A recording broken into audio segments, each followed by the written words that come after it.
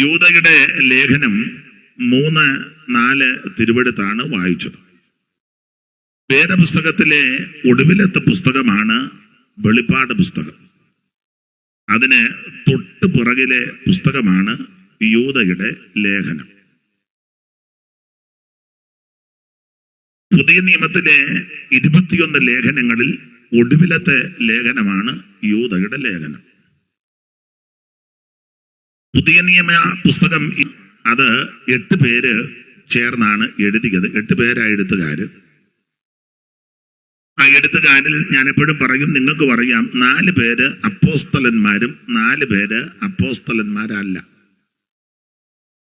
അപ്പോസ്തലന്മാര് 4 പേര് മത്തായി, യോഹന്നാൻ, പത്രോസ്, പൗലോസ്. അവരാണ് 4 അപ്പോസ്തലന്മാർ. മറ്റ് 4 പേര് മർക്കോസും ലൂക്കോസും യാക്കോബും യൂദയും. അവര് 4 പേരും അപ്പോസ്തലന്മാരല്ല. എന്നാൽ അവരിൽ 2 പേര് അപ്പോസ്തലന്മാരുടെ കൂടെ ശുശ്രൂഷയിൽ വ്യാപൃതരായവരാ, ലൂക്കോസും മർക്കോസും.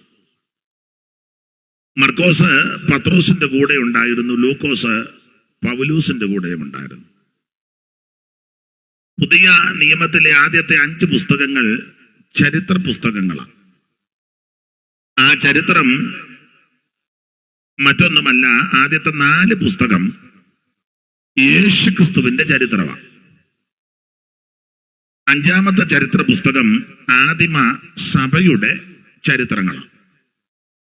അങ്ങനെ ആകെ 5 പുസ്തകം ചരിത്ര പുസ്തകങ്ങളാണ്. ഓർപ്പിച്ചല്ലോ, അതിലെ ആദ്യത്തെ 4 പുസ്തകം മത്തായി സുവിശേഷം, മർക്കോസ് എഴുതിയ സുവിശേഷം, ലൂക്കോസ് എഴുതിയ സുവിശേഷം, യോഹന്നാൻ എഴുതിയ സുവിശേഷം. ഇത് 4ഉം യേശുക്രിസ്തുവിന്റെ ചരിത്രമാണ്. യേശുക്രിസ്തുവിന്റെ ജനനം, ജീവിതം, ശുശ്രൂഷകൾ, അവിടുത്തെ കഷ്ടാനുഭവങ്ങൾ, അവിടുത്തെ തിരുമരണം, അടക്കം, ഉയർപ്പ്, സ്വർഗാരോഹണം, ഇതാണ് ഈ 4 പുസ്തകത്തിൽ രേഖപ്പെടുത്തിയിരിക്കുന്നത്. ഈ പുസ്തകത്തിലെ പ്രതിപാദ്യ വിഷയവും അല്ലെങ്കിൽ പ്രതിപാദ്യ പുരുഷൻ നസ്രയനാകുന്ന യേശുക്രിസ്തു. ഈ പുസ്തകത്തിലെ പ്രതിപാദ്യ വിഷയം മനുഷ്യവർഗത്തിന്റെ രക്ഷയാണ്. ആ രക്ഷ യേശുക്രിസ്തുവിൽ കൂടി മാത്രമാണ്. എനിക്ക് ഇത് ചെലമ്പിച്ച് കേൾക്കുന്ന പോലെ എനിക്ക് പറയാൻ അറിയാൻ മേല.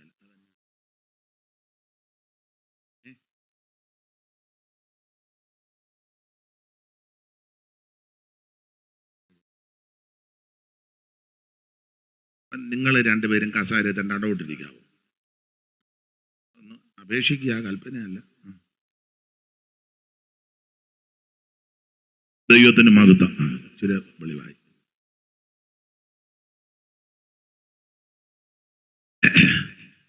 അപ്പോൾ ശ്രദ്ധിക്കുക, മനുഷ്യരോട് എനിക്കത് പറയാൻ അറിയാൻ മേല.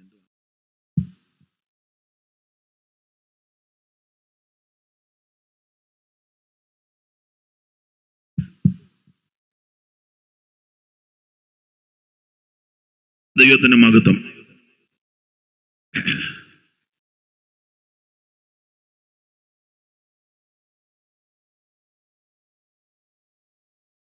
എല്ലാ ദിവസവും ഇങ്ങനെ പ്രസംഗമൊക്കെ ഉള്ളത് കൊണ്ട് തൊണ്ടയൊക്കെ പോയി കിടക്കുക.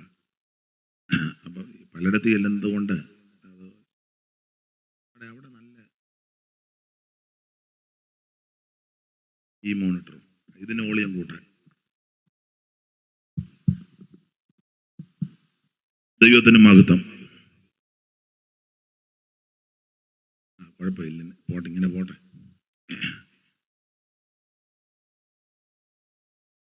അപ്പോൾ പുതിയ നിയമത്തിലെ ഈ 27 പുസ്തകങ്ങൾ, ഇതിലെ പ്രതിപാദ്യ പുരുഷൻ നസ്രയനാകുന്ന യേശുക്രിസ്തുവാണ്. പ്രതിപാദ്യ വിഷയം മനുഷ്യവർഗത്തിന്റെ രക്ഷയാണ്.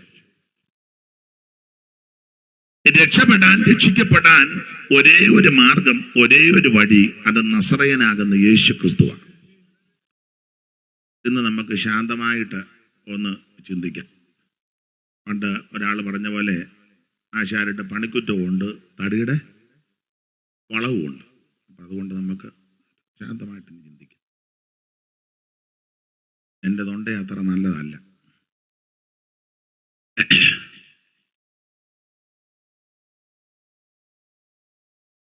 അപ്പൊ ആദ്യത്തെ 4 പുസ്തകം ഓർപ്പിച്ചല്ലോ സുവിശേഷമാണ്, യേശുക്രിസ്തുവിന്റെ ചരിത്രം. ഇന്നലെയും അതിന്റെ തലേ ദിവസമൊക്കെ ശ്രേഷ്ഠരായ ദൈവദാസന്മാർ അതെല്ലാം നല്ല രീതിയിൽ ഇവിടെ അവതരിപ്പിച്ചെന്ന് എനിക്കറിയാം. എന്നിലും ശ്രേഷ്ഠരും പ്രഗത്ഭരും വിദ്യാഭ്യാസമുള്ളവരും അത് വളരെ ജ്ഞാനമുള്ളവരാ, ദൈവകൃപയുള്ളവരാ കഴിഞ്ഞ ദിവസങ്ങളിൽ ശുശ്രൂഷിച്ച്. അപ്പൊ അവരതെല്ലാം അതിന്റെ പരിജ്ഞാനത്തോടെ അടുക്കിടക്കായിട്ട് പറഞ്ഞിട്ടുണ്ട്. എനിക്ക് വലിയ പരിജ്ഞാനവും ബോധവും ഒന്നുമില്ല. എന്നാലും ലഭിച്ച കൃപയ്ക്കനുസരിച്ച് ചില കാര്യങ്ങൾ അതിനോട് ചേർന്ന് നമുക്ക് ചിന്തിക്കാം. അപ്പോൾ സുവിശേഷം, ഞാൻ എല്ലാ യോഗങ്ങളിലും ഈ കാര്യം ആവർത്തിക്കാറുണ്ട്. അതാണല്ലോ നമ്മുടെ പ്രധാന വിഷയവും, സുവിശേഷം. എന്തുവാണ് ഈ സുവിശേഷം? അത് മറ്റൊന്നുമല്ല, ഒരു വ്യക്തിയാണ്. അത് നസറയനാകുന്ന യേശുക്രിസ്തു.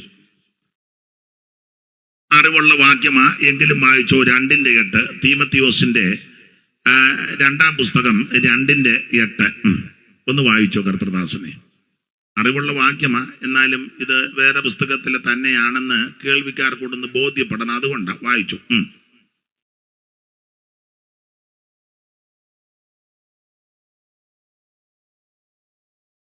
എടുത്തോ. ദാവീദിന്റെ സന്തതിയായി ജനിച്ച് മരിച്ചിട്ട് ഉയർത്തെഴുന്നേൽക്കുന്ന യേശുക്രിസ്തുവിനെ ഓർത്തുകൊള്ളുക, അതാകുന്നു എന്റെ സുവിശേഷം. ഇതാണ് സുവിശേഷം. സുവിശേഷം മതം മാറ്റുകയല്ല, സഭ മാറ്റുകയല്ല, സംഘടന മാറുകയല്ല, ആൾക്കാരെ മോട്ടിക്കുകയല്ല, ആയുധങ്ങൾ കാട്ടി ഭീഷണിപ്പെടുത്തി മതത്തിൽ ചേർക്കുകയല്ല.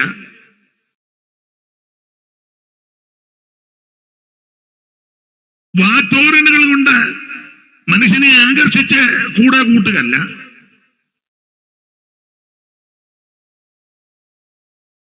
സുവിശേഷം എന്ന് പറയുന്നത് ഒരു വ്യക്തിയാണ്. അത് മറ്റേതുമല്ല, നസറായനാകുന്ന യേശുക്രിസ്തു. ഇവിടെ വളരെ സ്പഷ്ടമായിട്ട് വായിച്ചു കേട്ടു. ദാവീദിന്റെ സന്തതിയായി ജനിച്ച് മരിച്ചിട്ട് ഉയർത്തെഴുന്നേറ്റിരിക്കുന്ന യേശുവിനെ ഓർത്തുകൊള്ളുക, അതാ സുവിശേഷം.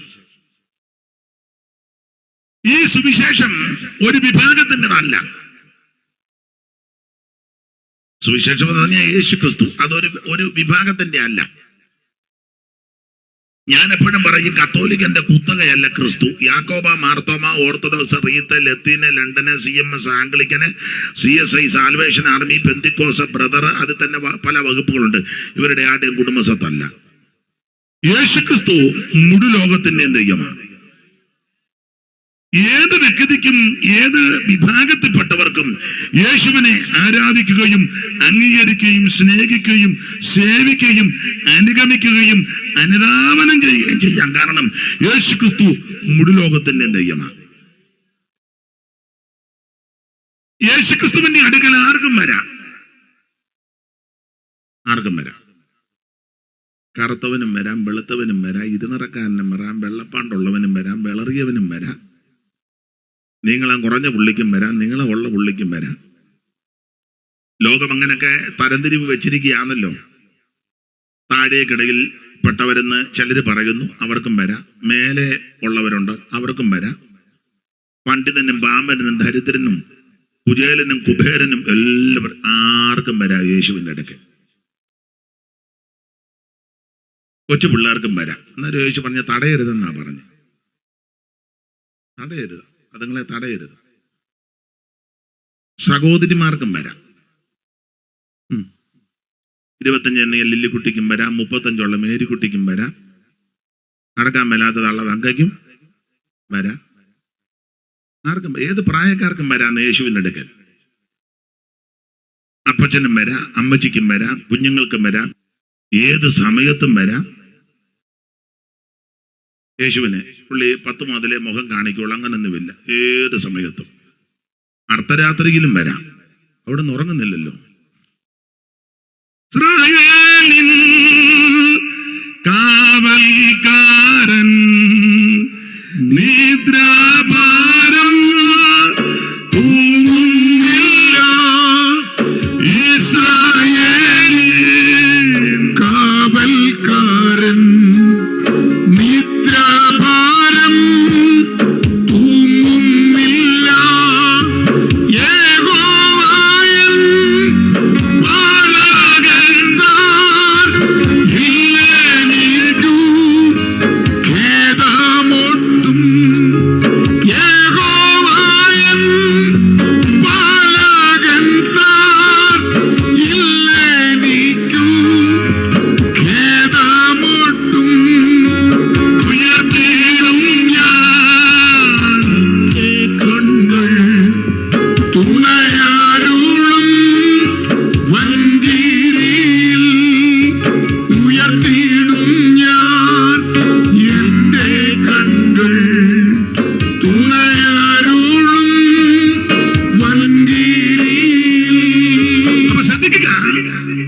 ഏത് വ്യക്തിക്കും ഏത് സമയത്തും യേശുവിന്റെ അടുക്ക വരാം.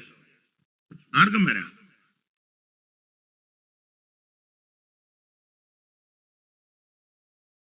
യോഗ്യമായ വസ്ത്രം ധരിച്ച് ഏത് കളറാന്നേലും വരാം. മനസ്സിലായല്ലോ? യോഗ്യമായിരിക്കണം, കുഴപ്പി വരരുത്.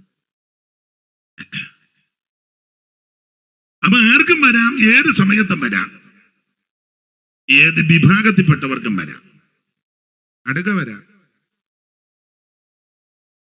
അല്ലാതെ ഞങ്ങൾ കുറെ പേര് അടുത്തിരിക്കും, നിങ്ങൾ കുറച്ച് പേര് അങ്ങോട്ട് മാറി ഇരിക്കണം, ഇല്ല അവരെ ഏറ്റവും പുറകിരിക്കണം, മറ്റവരെ ഇങ്ങോട്ട് അടുപ്പിക്കരുത്, അങ്ങനൊന്നുമില്ല. ആർക്കും അടുത്ത് വരാം.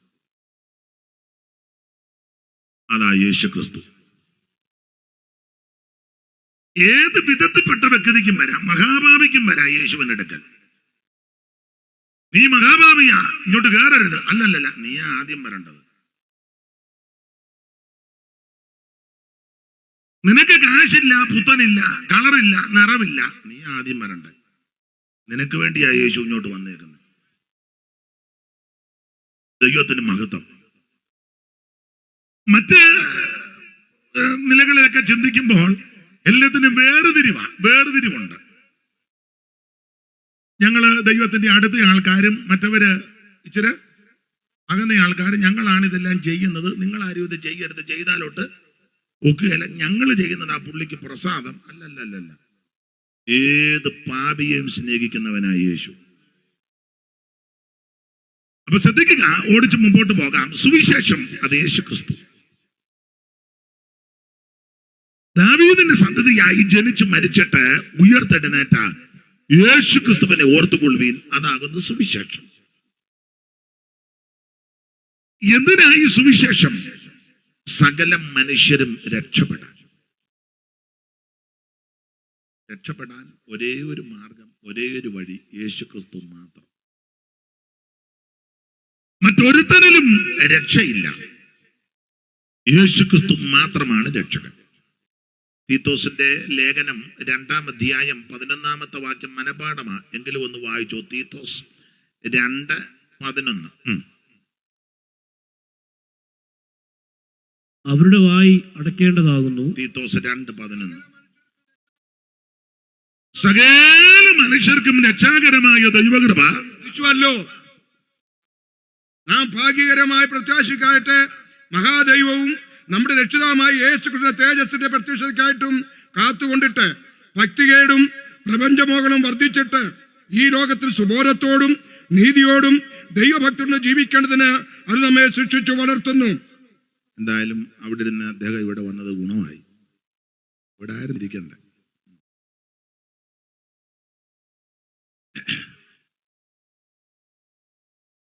അപ്പൊ ശ്രദ്ധിക്കുക, അവിടെ കൊടുത്തിരിക്കുന്ന പണം സകല മനുഷ്യർക്കും രക്ഷാകരമായ ദൈവകൃപ ഉദിച്ചുവല്ലോ, എല്ലാവർക്കും രക്ഷപ്പെടാൻ.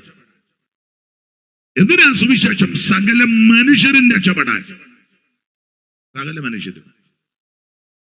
ആ രക്ഷപ്പെടുന്നതിന് 5 പൈസ മുടക്കണ്ട, അര കാശ് മുടക്കണ്ട, അര മൈല് നടക്കണ്ട, ഭൗതിക വസ്തുക്കളൊന്നും കൊണ്ട് കൊടുക്കണ്ട. എന്റെ ഭാഷയാ, കയ്യും കാലും ഒന്നും പൊക്കുകയും വേണ്ട, അഭ്യാസമുറയൊന്നും കാണിക്കണ്ട. ഇരിക്കുന്ന ഇടത്തിരുന്ന് ഹൃദയവേദനയോടെ ഒരൊറ്റ വാക്ക് പ്രാർത്ഥിച്ചാൽ മതി. എന്റെ യേശുവേ, എന്നെ രക്ഷിക്കണം. എന്റെ യേശുവേ, എന്റെ ഉള്ളത്തിലേക്ക് വരണം. എന്നെ അവിടുത്തെ മകളാക്കി, മകനാക്കി, പൈതലാക്കി തീർക്കണം. ആര് പ്രാർത്ഥിക്കും അവരെ യേശു രക്ഷിക്കും. അതായത് എന്റെ വിശേഷത. അപ്പൊ എന്താണ് സുവിശേഷം? യേശു ക്രിസ്തു. എന്തിനാ സുവിശേഷം? സകല മനുഷ്യരും രക്ഷപ്പെടാൻ. ആരാ ഇത് കേൾക്കേണ്ടത്? സകല ജാതികളും കേൾക്കണം. സങ്കീർത്തനം 49:1 വായിച്ചു. 49:1. സകല ജാതികളുമായുള്ളവരെ ഇത് കേൾപ്പീൻ. സകല ജാതികളുമായുള്ളവരെ ഇത് കേൾപ്പീൻ. അപ്പൊ ഇതെല്ലാരും കേൾക്കണം, എല്ലാരും കേൾക്കണം. മുനിയറക്കാര് മാത്രം കേട്ടാ പോരാ, എല്ലാരും കേൾക്കണം. പാടത്തോട്ടുകാരും കേൾക്കണം. പൈനാവിലുള്ളവരും കേൾക്കണം. പൈനാവ് മണിക്കൻകുടിയിലുള്ളവരും കേൾക്കണം. കമ്പിളികണ്ടക്കാരും കേൾക്കണം. ഹൈ റേഞ്ചിലുള്ള എല്ലാവരും കേൾക്കണം. അല്ല, കേരളത്തിലുള്ള എല്ലാവരും കേൾക്കണം. ഇന്ത്യയിലുള്ള മുഴുവൻ എണ്ണവും കേൾക്കണം. ലോകം മുഴുവൻ കേൾക്കണം. എല്ലാവർക്കും കേൾക്കാൻ പറ്റുന്ന വാർത്തയാ സുവിശേഷം. ഞാനെപ്പോഴും പറയും, മറ്റു വാർത്തകളൊന്നും എല്ലാവർക്കും കേൾക്കാനും പറ്റുകയില്ല. കേട്ടാൽ സുഖവുമല്ല, തന്നെയല്ല എല്ലാവരും ഇരിക്കുമ്പോൾ എല്ലാം പറയാനും ഒക്കത്തില്ല. ചിലര് വർത്താനം പറഞ്ഞ എടുത്തിട്ട് പോടാ, മൂത്തവര് വർത്താനം പറയുന്നതിനിടാൻ കയറി മൂത്തവർ അത്രയൊക്കെയാ പറയുന്നത്. ഉച്ചങ്ങ് കേൾക്കാൻ പറ്റാത്തതൊക്കെയാ പറഞ്ഞത്. അങ്ങനെ മിക്കവരും അങ്ങനെ പ്രായമുള്ളൊരു വർത്താനം പറയുന്നത്. പ്രായമുള്ളൊരു നല്ലതല്ലല്ലോ പറയുന്നത്. നല്ലതായിരുന്നേ കൊച്ചുങ്ങൾക്ക് കൂടെ കേൾക്കരുതായിരുന്നു. ഇവിടെ ഉണ്ട് ടൈപ്പൊക്കെ. എന്നാൽ സുവിശേഷം എല്ലാവർക്കും കേൾക്കാം. പ്രായമുള്ളവർക്കും കേൾക്കാണ്ട് കൊച്ചുങ്ങളൊക്കെ ഇരിക്കുന്ന കണ്ടില്ലയോ? ശ്രദ്ധിച്ചിരിക്കണം കേട്ടോ.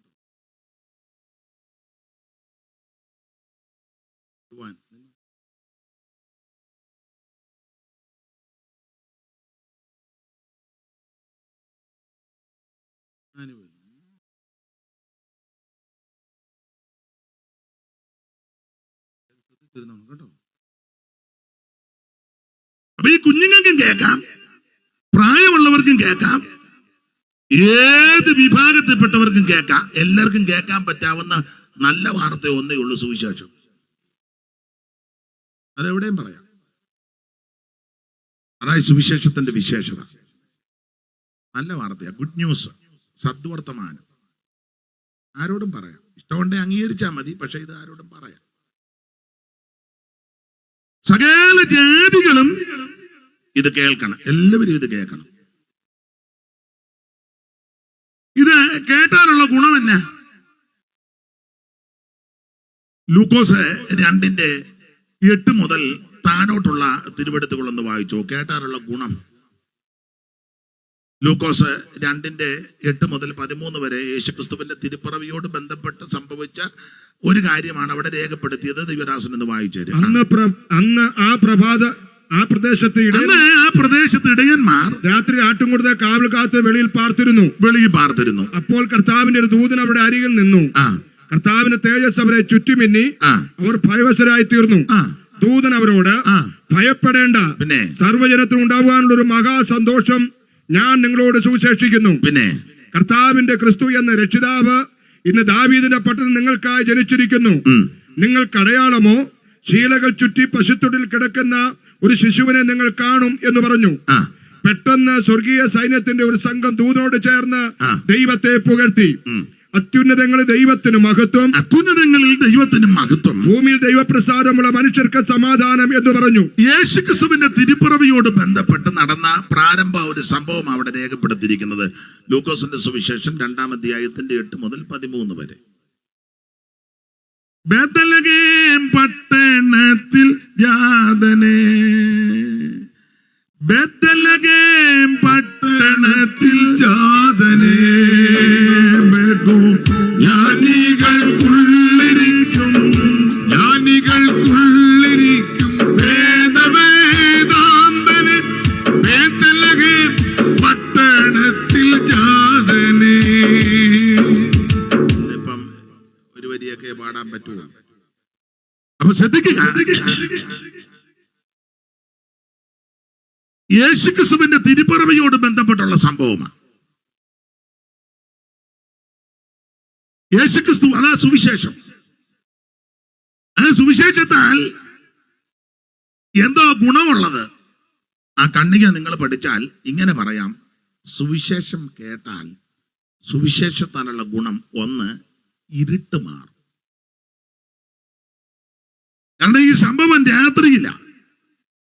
രാത്രിയിൽ കർത്താവിന്റെ തേജസ് അവരെ ചുറ്റി മിന്നി എന്ന് പറഞ്ഞാൽ ഇരുട്ട് മാറി. ജീവിതത്തിന്റെ ഇരുട്ട് മാറ്റുന്ന മാർഗം ആ സുവിശേഷം. മോള് മൊബൈൽ താത്ത് വെച്ച് വേദപുസ്തകം എടുക്കുക. നീ ഏതേലും ആട്ടെ, മൊബൈൽ കുഞ്ഞ് വേദപുസ്തകം എടുക്കും. മോനെ, നിനക്ക് അത്യാവശ്യം കാണുന്നതാണ്ട് അവര് ലൈവ് ചെയ്യുന്നുണ്ട്, പിന്നെ കാണുക. അതെടുത്ത്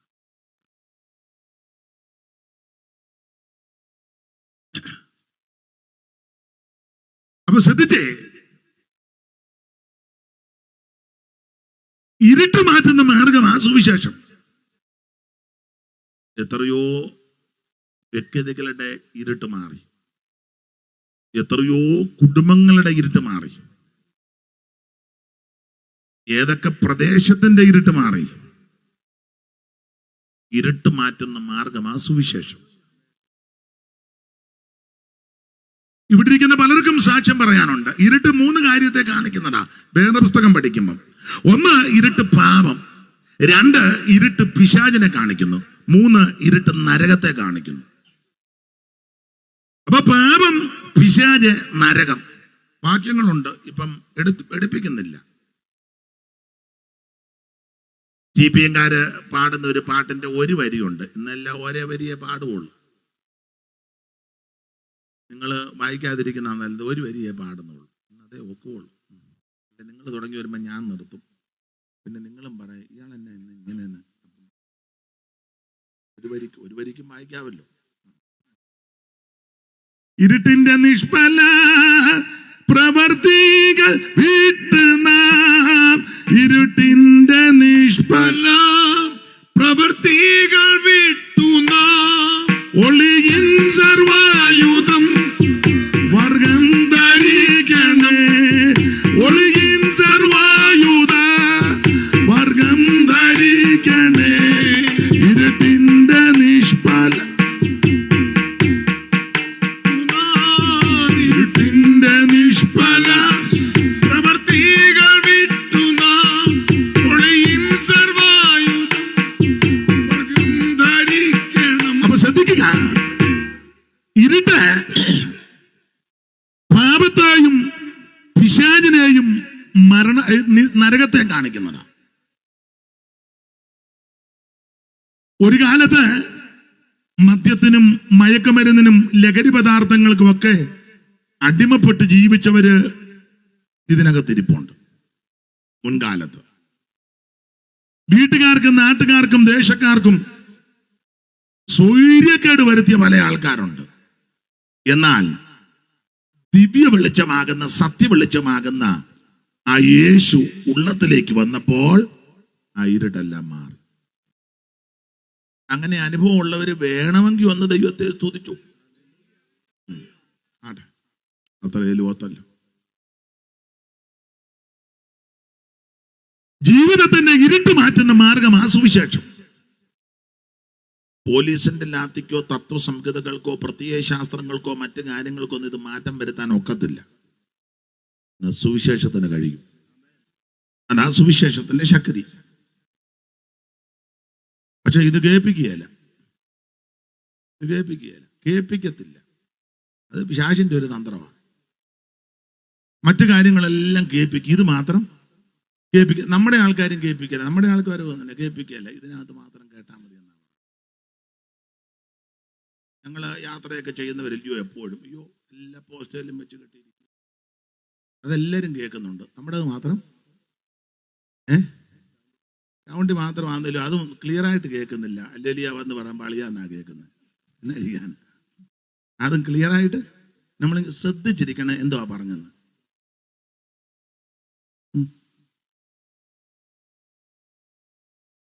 യാത്രയൊക്കെ ചെയ്യുമ്പോഴേ മിക്ക പോസ്റ്റേലും ഉണ്ട്, കേൾക്കാം. ഇന്ന് ഞാൻ രാവിലെ ഒരു ശവസംസ്കാര ശുശ്രൂഷയ്ക്ക് പോയി തിരിച്ചു വരുമ്പോൾ ഒരു സ്ഥലത്തൂടെ വരുമ്പോൾ ഒരു സ്ഥലത്തൊരു പ്രോഗ്രാം നടക്കുന്നു. എന്തോ പറഞ്ഞു,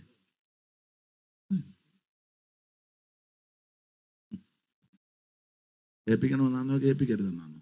കേൾപ്പിക്കണമെന്നാണ്. അപ്പൊ ഞാൻ യാത്ര ചെയ്ത് വന്നപ്പം ഒരു സ്ഥലത്തൊരു പ്രോഗ്രാം നടക്കുന്നു.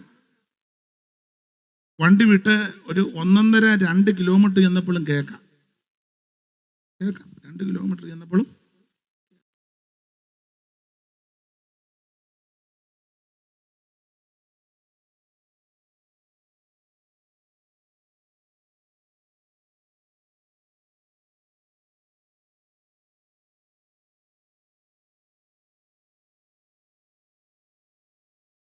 ഇതിനായി മുന്നോട്ട് വിളിച്ചതല്ലേ വന്നിരിക്കാൻ, അവിടെ നിന്ന് കേട്ടാൽ മതി.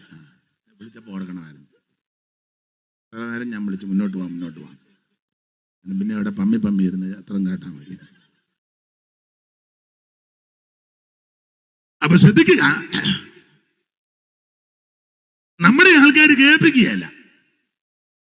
അല്ല, യോഗത്തിന് വന്നാലും ചിലർ കേൾപ്പിക്കുകയല്ല. ദൈവവചനം പറഞ്ഞ ഉടനെ അതിനിടെ ഹല്ലേലൂയയും ഗ്ലോറിയും പറഞ്ഞ് ബഹളം ഉണ്ടാക്കി അതും കേൾപ്പിക്കുകയല്ല. ചിലര് സന്ദർഭോചിതമായിട്ടൊരു ആത്മനടത്തിപ്പിൽ ഹല്ലേലൂയയും ഗ്ലോറിയും പറഞ്ഞ് കയ്യുമൊക്കെ അടിച്ച് ദൈവത്തെ വെറുതെ നമ്മളെ ഒരു യോഗത്തിന് ഒരാൾ തച്ചി നിന്നങ്ങ് അടിക്കുക, ഒരു കഥയില്ല. പുള്ളി ഇങ്ങനെ അങ്ങ് അടിക്കുക. ഇതെന്നാന്ന് പോലും അങ്ങേർക്ക് ഒരു വെളിവും. അങ്ങനെ കുറെ ആൾക്കാരുണ്ട് വെറുതെ ഇരുന്നങ്ങ്. അല്ലേ, പിള്ളേർക്ക് നമ്മൾ പണ്ട് പൈസ ഇല്ലാത്ത സമയത്ത് പിള്ളേർക്ക് കളിപ്പാട്ടം മേടിച്ചു കൊടുക്കാൻ നമ്മുടെ ഈ മാർഗം ഇല്ല. അപ്പൊ അപ്പുറത്തെ പിള്ളേർക്ക് അമ്പലത്തിലോ പള്ളിയിലോ പോയി ഇങ്ങനെ ഈ ചെണ്ടയുണ്ടല്ലോ അടിച്ച് ഇങ്ങനെ 2 പശു നൂലയിൽ ഇങ്ങനെ അല്ല ഇങ്ങനെ വെക്കുമ്പോൾ ഇടാൻ അടിക്കുന്നേ ഉണ്ട്. നമ്മുടെ കൊച്ചിന് കൊടുക്കാൻ അല്ലെങ്കിൽ നമ്മൾ കണ്ട വാഴത്തട വെട്ടിയേച്ച് കൊച്ചൻ ഇങ്ങനെ ഇടാൻ അടിച്ച് നമ്മുടെ മുന്നിൽ വന്ന് ഇതുപോലെ യോഗത്തിന് വന്ന് കിടാന്ന് വെക്കുന്ന ആൾക്കാരുണ്ട്. അലോഗ്യം ഉണ്ടാക്കരുത്. ആഴത്തട. അപ്പൊ ഇത് കേൾപ്പിക്കുകയല്ല ചിലര്. ഒരു കാര്യം പറയാം, ഇതാ കേൾക്കേണ്ടത്. അല്ല, ഇത് പറയാൻ നമ്മളെ വല്ലതും ചെന്ന് നിന്നാലും ചിലര് പറയല്ലേ സുവിശേഷം അല്ലേ, കേൾപ്പിക്കുകയല്ല. അതിനെ ഇത് കേട്ടാൽ ഗുണം വരും. നിന്റെ ജീവിതത്തിന്റെ ഇരുട്ട് മാറും, നിന്റെ കുടുംബത്തിന്റെ അന്ധകാരം മാറും, ദേശത്തിന്റെ അന്ധകാരം മാറും. ഇരുട്ട് മാറ്റുന്ന മാർഗമാ സുവിശേഷം. അത് പാപത്തെയും പിശാചിനെയും നരകത്തെയും കുറിക്കുന്നതായി ഇരുട്ട്. ആ കല്യാണ വസ്ത്രം ധരിക്കാതെ വന്നവനെ ഒടുവിൽ എന്തോ ചെയ്തെന്നാ പുസ്തകത്തിൽ എഴുതിയേക്കുന്നേ? അവനെ ഏറ്റവും പുറത്തുള്ള ഒരു പാട്ടിന്റെ വരിയുണ്ട്. കാര്യമേവം ഭവിക്കയാൽ ഭൂപതി തിരിഞ്ഞു ദാസരോട് പറഞ്ഞതു നിങ്ങളോ തിരഞ്ഞു. വേലികൾ വഴിയരികൻ നിബിഡം തിരഞ്ഞു. സാധുജനങ്ങളെയൊക്കെ കൊണ്ടുവരാൻ പറഞ്ഞു. രാജാത്മജ വിരുന്നതിൻ വിവരം, രാജാത്മജ വിരുന്നതിൻ വിവരം. ഈ ഉപമയോ മകസാരം, രാജാത്മജ വിരുന്നതിൻ വിവരം. രാജനോ വിളിച്ചു ചൊന്നു ശുഭ്രവസ്ത്രം വിട്ടോ. രാജവിരുന്നിൽ കടക്ക പതിവന്തുമട്ടോ. നമ്മെ ഇവൻ നിന്ദിക്കയാൽ ഇരുട്ടിങ്കലിട്ടോ. നല്ല ശിക്ഷ കൊടുക്കണം ഈ കടലിൽ. അപ്പൊ ശ്രദ്ധിക്കുക, അവനെ പിടിച്ച് ഏറ്റവും പുറത്തുള്ള ഇരുട്ടിൽ തട്ടിയെന്ന്.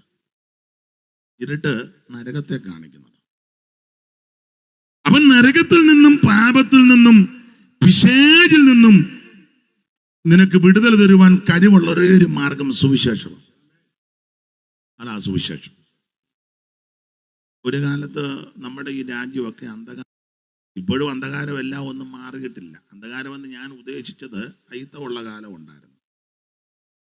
കെട്ടില്ലാത്തവര്, തമ്മിൽ ഉണ്ണാത്തവര്, ഇങ്ങനെ ഒട്ടല്ലകോ ജാതി കോമരങ്ങൾ, തൊട്ടുകൂടാത്തവര്, ദൃഷ്ടിയിൽപ്പെട്ടാലും ദോഷമുള്ളവര്, കെട്ടില്ലാത്തവർ തമ്മിൽ ഒന്നിച്ചിരുന്ന് ഭക്ഷണം കഴിക്കല്ല. അതുകൊണ്ടാണ് മിശ്രഭോജനമൊക്കെ നടത്തിയത്.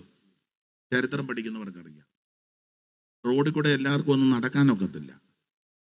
എല്ലാ വീട്ടിലും എല്ലാവരെയും കയറ്റുകയില്ല, മുറ്റത്ത് പോലും കയറ്റുകയില്ല, പാത്രത്തിലൊന്നും ഭക്ഷണം തരികയില്ല.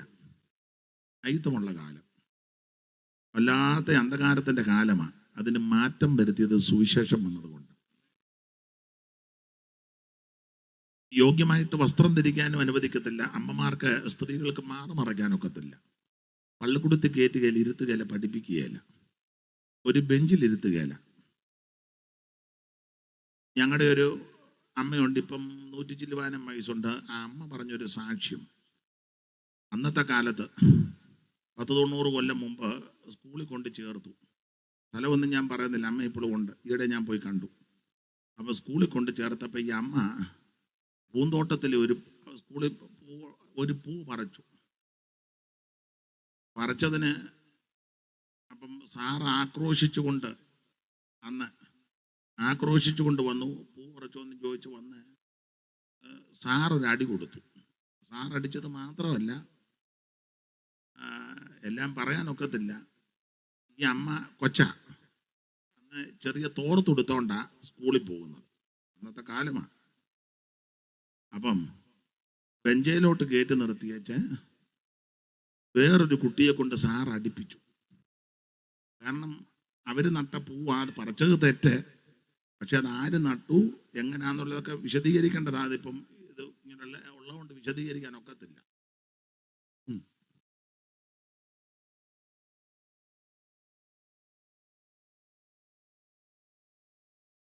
അപ്പം അങ്ങനെയുള്ള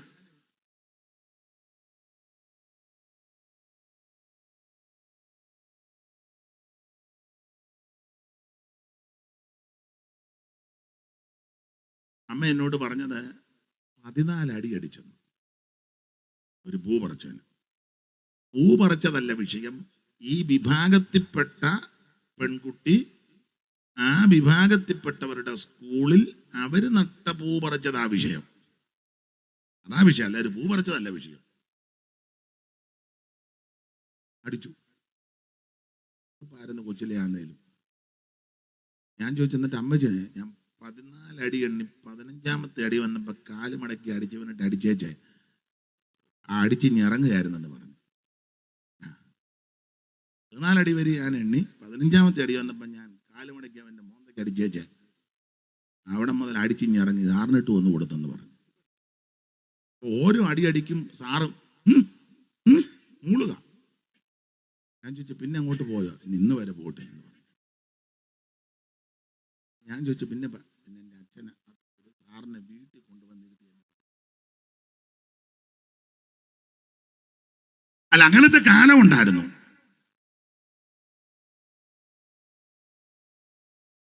സംസ്കൃതം ദേവഭാഷയാണ്. എല്ലാവർക്കും ഉച്ചരിക്കാനൊക്കത്തില്ല. കേൾക്കുന്നവന്റെ ചെവിക്കകത്ത് തീയോ ഒരുക്കി ഒഴിക്കണം. നാവ് കൊണ്ട് പറയരുത്, നാക്ക് പിഴുതെടുക്കണം.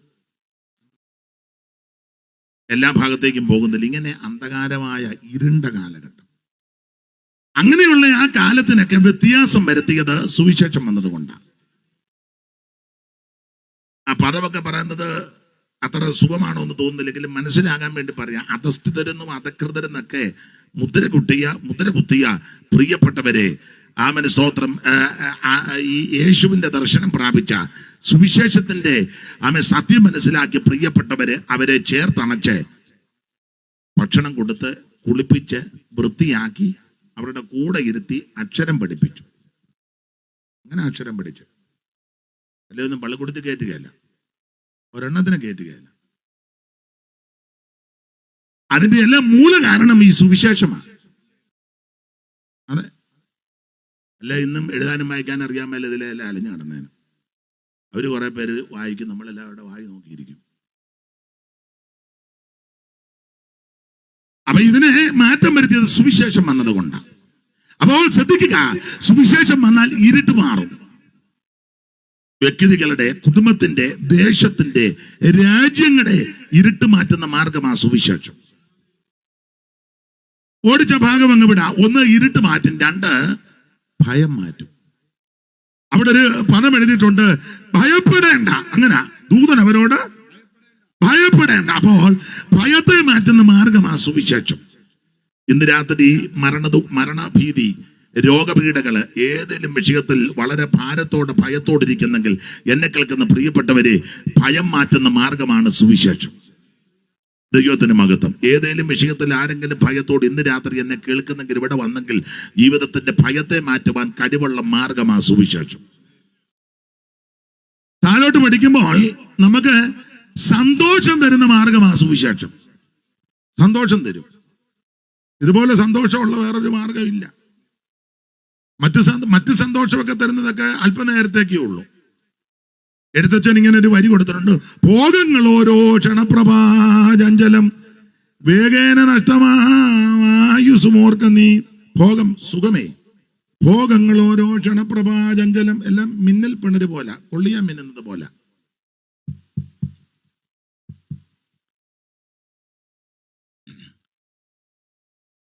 അപ്പോൾ ഇത് ക്ഷണപ്രഭയാ ഈ ഭോഗങ്ങള്, സുഖം. ഭോഗങ്ങൾ ഓരോ ക്ഷണപ്രഭാചഞ്ചലം വേഗേന നഷ്ടമായുസുമോർക്ക നീ. വക്നി സംതപ്ത ലോകസ്ഥാമ്പു ബിന്ദുനാ സന്നിഭം മർത്യജന്മം ക്ഷണഭങ്കുരം. ഇവിടുത്തെ സുഖങ്ങളെല്ലാം താൽക്കാലികമാണ്. ഇതൊന്നും നിത്യമായ സന്തോഷവും സമാധാനവും തരത്തില്ല. എന്നാൽ നിത്യമായ സന്തോഷം തരുന്ന മാർഗമാ സുവിശേഷം. സങ്കീർത്തനക്കാരൻ 4 ഇങ്ങനെ ഒരു പദം പറഞ്ഞു. ധാന്യവും വീഞ്ഞും വർദ്ധിച്ചപ്പോൾ അവർക്ക് 4:7 കർത്തൃദാസന് 7 തോന്നുന്നു. ഒന്ന് വായിച്ചേ, 4:7. ഇന്ന് രാവിലെ വചനം ധ്യാനിച്ചപ്പോൾ ഞാനത് ഓർപ്പിച്ചതാണ്. ധാന്യവും വീഞ്ഞും വർദ്ധിച്ചപ്പോൾ അവർക്കുണ്ടായാലും അധികം. അവർക്ക് ഏതാ? ലോകക്കാർക്ക്, ഈ ലോക സ്നേഹിതർക്ക്, ദൈവത്തെ അറിയാത്തവർക്ക്, അവർക്ക് ധാന്യവും വീഞ്ഞും വർദ്ധിക്കുമ്പോഴാ സന്തോഷം. ചിലർക്ക് അങ്ങനെ നമ്മുടെ ഇടയിലും ഉണ്ട്. ചില പറഞ്ഞില്ല, കുരുമുളകിന്റെ വില കൂടി കേട്ടോ, കൂടി, ഏലക്കായി സന്തോഷം.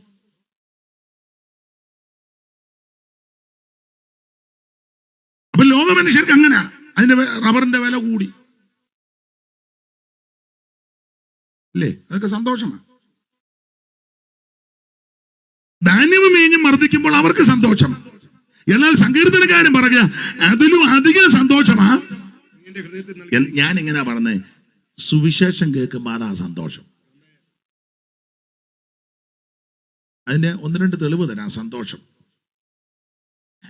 ദൈവത്തിന്റെ മഹത്വം.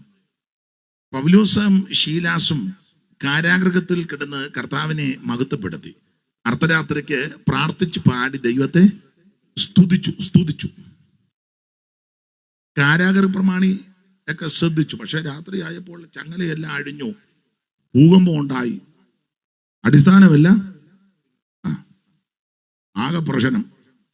ചുരുക്കി പറഞ്ഞ കാരാഗൃഹ പ്രമാണി ഇത് വെപ്രാളവും ബഹളവും എല്ലാം കണ്ട് പുള്ളി ആത്മഹത്യ ചെയ്യാനുണ്ടെങ്കിൽ. അപ്പം പൗലോസ് പറഞ്ഞു, നിനക്ക് ദോഷമൊന്നും വരുത്തരുത്, ഒന്നും വരുത്തരുത്, ഞങ്ങളെല്ലാം ഇവിടെ ഉണ്ടെന്ന് പറഞ്ഞു. ഞങ്ങളങ്ങനെ മുങ്ങുന്ന ആൾക്കാരല്ല, ഇവിടെ ഉണ്ട്, നിനക്ക് ദോഷമൊന്നും വരുത്തരുത് എന്ന് പറഞ്ഞാൽ നീ ആത്മഹത്യ ചെയ്യരുത്.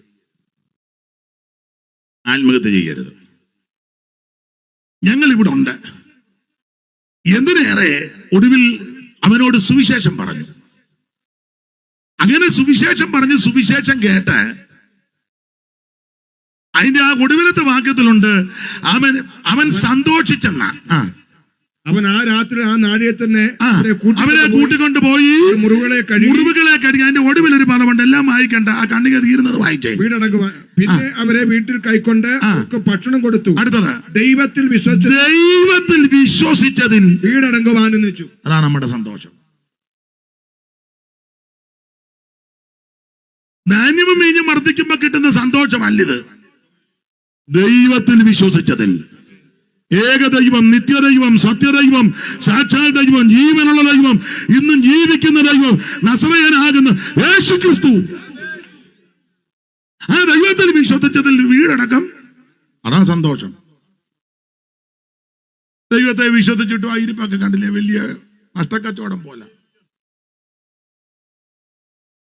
എന്തിനാന്നോ ഇങ്ങനെ വന്ന് കുത്തിയിരിക്കുന്നത്? എല്ലാ ഇരിപ്പ് കണ്ടില്ലേ, ഇതുപോലൊരു ചതിവ്.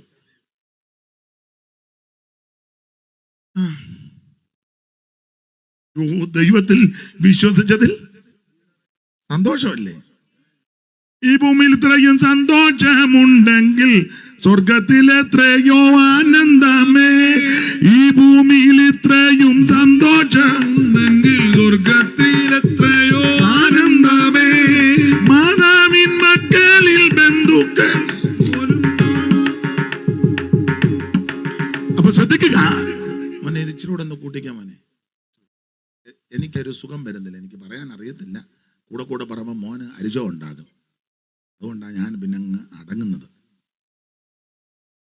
അവൻ ചിലപ്പം പറയും, ഇയാൾ എവിടെ നിന്ന് വന്നവനാ? ഇന്നലെയും പിന്നെ ഞാൻ തോന്നുന്ന ഒരു കുഴപ്പമില്ലായിരുന്നു, ഇയാൾക്ക് എന്നെ എത്ര സൂക്കേടെന്ന് ചോദിക്കും. ഞാൻ ഇടയ്ക്ക് 2 ശീല പാടുന്നത് കൊണ്ടാണ് എന്ന് വിധല്ലയോ. അപ്പൊ ശ്രദ്ധിക്കുക, ദൈവത്തിൽ വിശ്വസിച്ചതിൽ വീടടക്കം, അതാണ് നമ്മുടെ സന്തോഷം. ശരിക്ക് ദൈവത്തിൽ വിശ്വസിക്കുന്നവനെ കണ്ടാൽ അറിയാം. തട്ടിപ്പുകാരനെ കണ്ടാലും പിന്നെ പമ്മിയുള്ള ഇരിപ്പവും കുറുക്കം നോക്കുമ്പോൾ ഒരു നോട്ടവും.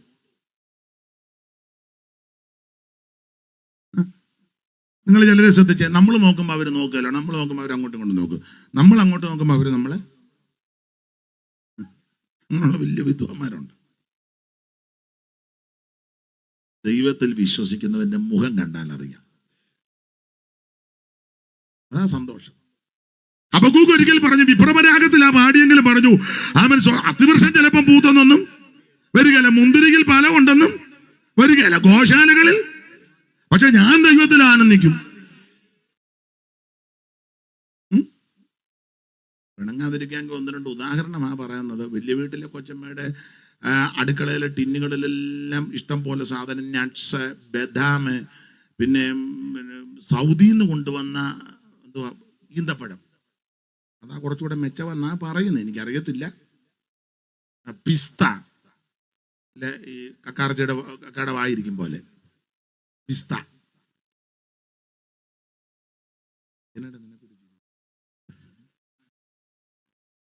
അപ്പൊ ഇതെല്ലാം അമ്മയുടെ വീട്ടിലുണ്ട്.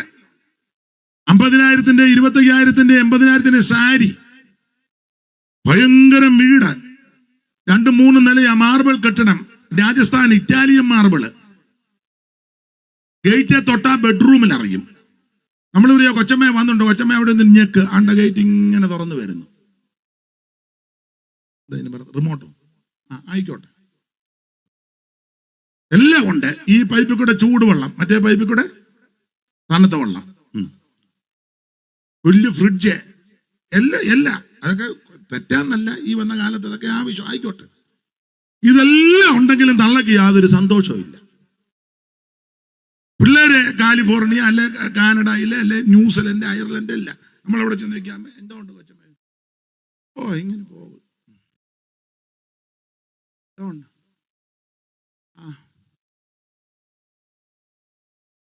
ഒരു സന്തോഷവും. എന്നാൽ വേറെ ചിലരെ ഞാൻ കണ്ടിട്ടുണ്ട്. ചിലരെ നല്ല വീടുമില്ല, ഒരു സൈക്കിള് പോലും ഇല്ല, ഒരു 5,000-ന്റെ സാരി പോലും ഇതുവരെ ഉടുത്തിട്ടില്ല,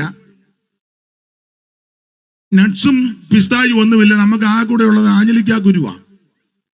വലിയ വീട്ടിലെ കൊച്ചമ്മ നട്ട്സ് അടിക്കുമ്പോൾ നമ്മള് ആഞ്ഞലിക്ക എടുത്ത് വറുത്ത് മുറത്തിലോട്ടിട്ടത് പഴയ മുളനാഴി കൊണ്ട്, നിങ്ങളാരും കഴിച്ചിട്ടില്ലല്ലോ, ഓ നിങ്ങളെല്ലാം പിസ്ത അടിച്ചേച്ച് വന്നിരിക്കുക. ആഞ്ഞലിക്കാക്കൊരു തിന്ന് ബാക്കിയുള്ള കാര്യം ഞാൻ പൊതുവെ പറയുന്നില്ല, കഴിച്ചേച്ചുള്ള കാര്യം. ചക്കക്കുരുവിൻ്റെ ഒന്നും ഞാൻ പറയുന്നില്ല, വെറുതെ അസ്വസ്ഥത ഉണ്ടാക്കണ്ട.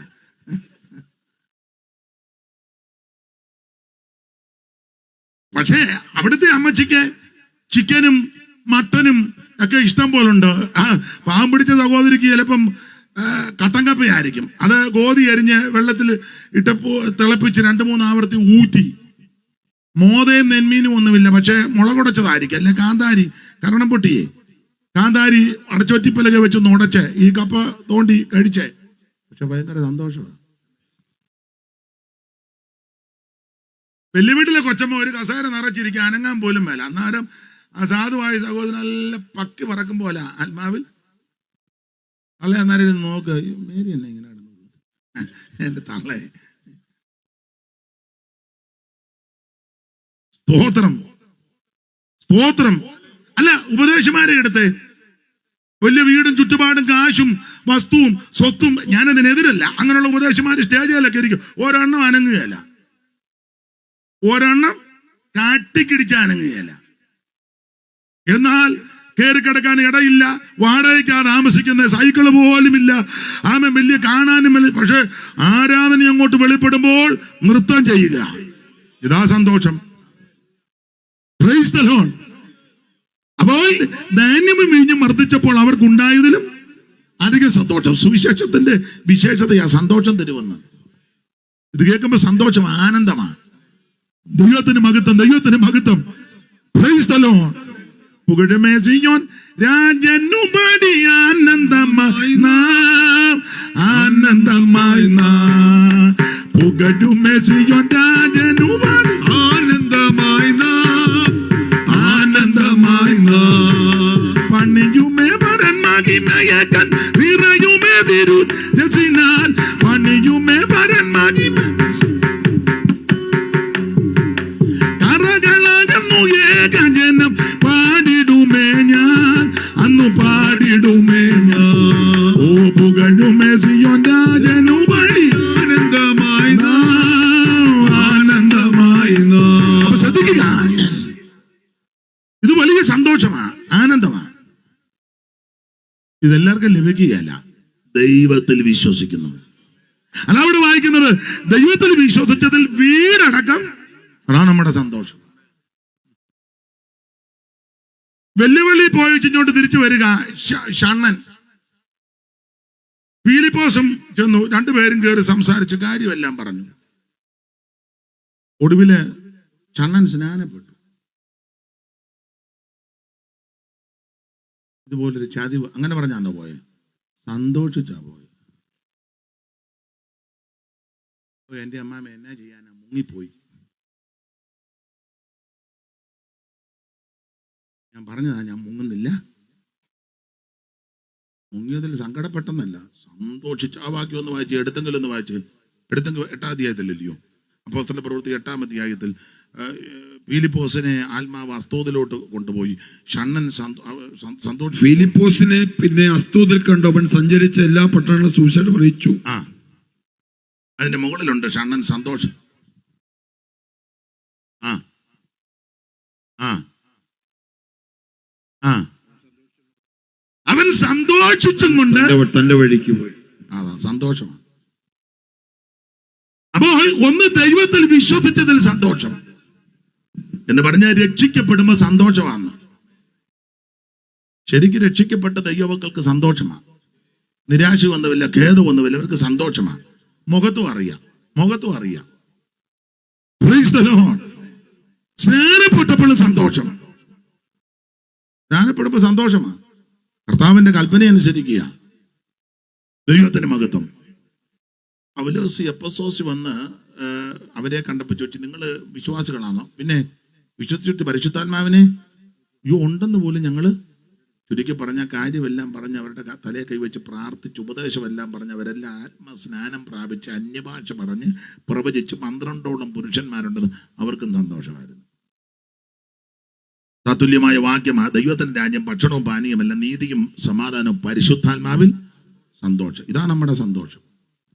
അപ്പൊ രക്ഷിക്കപ്പെട്ടാൽ സന്തോഷം, സ്നാനപ്പെടുമ്പോഴും സന്തോഷം, അഭിഷേകം പ്രാപിച്ചാലും സന്തോഷം. ഒരു കാര്യം കൂടെ പറഞ്ഞാൽ ഭാഗം വിടാം.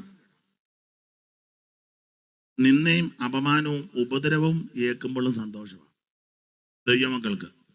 5-ാം അധ്യായത്തിലുണ്ട്, തിരുനാമത്തിന് വേണ്ടി അപമാനം സഹിക്കിയാൽ അവർ സന്തോഷിച്ചു പോയെന്നാ അങ്ങനെ എഴുതിയേക്കുന്നേ.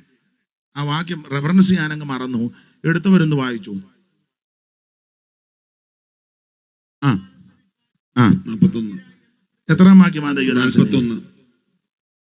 വളരെ ഉപകാരം. വായിച്ചു പെട്ടെന്ന് മൈക്ക് കൊണ്ടൊന്ന് വായിപ്പിച്ചോട്ടെ. ആ മൈക്ക് കൊണ്ടൊന്ന് വായിച്ചു. തിരുനാമത്തിന് വേണ്ടി അപമാനം സഹിപ്പാൻ യോഗ്യരായി എണ്ണപ്പെടുകയാൽ, തിരുനാമത്തിന് വേണ്ടി അപമാനം സഹിക്കാൻ യോഗ്യരായി എണ്ണപ്പെടുകയാൽ, യോഗ്യരായിട്ട് എണ്ണപ്പെടുകയാൽ അവർ സന്തോഷിച്ചും കൊണ്ട് ന്യായാധിപ സംഘത്തിന് മുമ്പിൽ നിന്ന് പുറപ്പെട്ടു. അങ്ങനെ പോയത്. അതിന്റെ മുകളിലത്തെ വാക്കുണ്ട്, അവരെ അടിച്ചെന്നൊക്കെയുണ്ട്. അവരെ അടിക്കുകയും ഉപദ്രവിക്കുകയൊക്കെ ചെയ്തു. അപ്പോസ്തലന്മാരെ വരുത്തി അടുപ്പിച്ച് ഇനി യേശുവിന്റെ നാമത്തിൽ സംസാരിക്കരുതെന്ന്, ഈ നാമത്തിൽ മിണ്ടിപ്പോകരുത്. എന്റെ ഭാഷ പറഞ്ഞാൽ മിണ്ടരുത്, ഇവിടെ ഒന്നും കണ്ടുപോകരുത്. അടിച്ച് ഉപദ്രവിച്ച് ആക്ഷേപിച്ച് അപമാനിച്ചു. അന്നേരം അപ്പോസ്തലന്മാർ അവരെ രാകുവോ നിന്നെ പിന്നെ കണ്ടോളാന്നൊന്നും അല്ല പറഞ്ഞ്. ഇന്നത്തെ ചെല്ലാൻ പറയാം, പിന്നെ ഞാൻ കണ്ടോളാം. നമ്മളെ ചെല്ല് പറയും.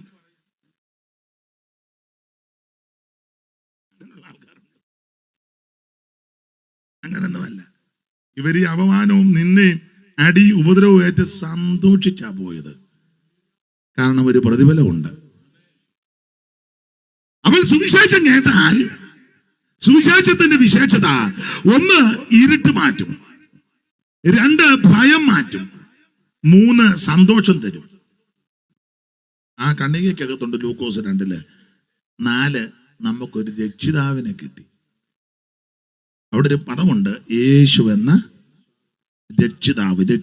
നമുക്കൊരു രക്ഷിതാവിനെ കിട്ടി. ഇന്ന് രാത്രി നിന്നെ രക്ഷിക്കാൻ കഴിവുള്ളവനായി യേശു, നിന്നെ വിടുവിക്കാൻ കഴിവുള്ളവനായി യേശു, നിന്നെ രക്ഷിക്കുവാൻ വല്ലഭത്വമുള്ളവനായി യേശു. അതാണ് സുവിശേഷം. അപ്പൊ ശ്രദ്ധിക്കുക, എന്താണ് സുവിശേഷം? യേശു ക്രിസ്തു. എന്തിനാ സുവിശേഷം? സകല മനുഷ്യനും രക്ഷപ്പെടാൻ.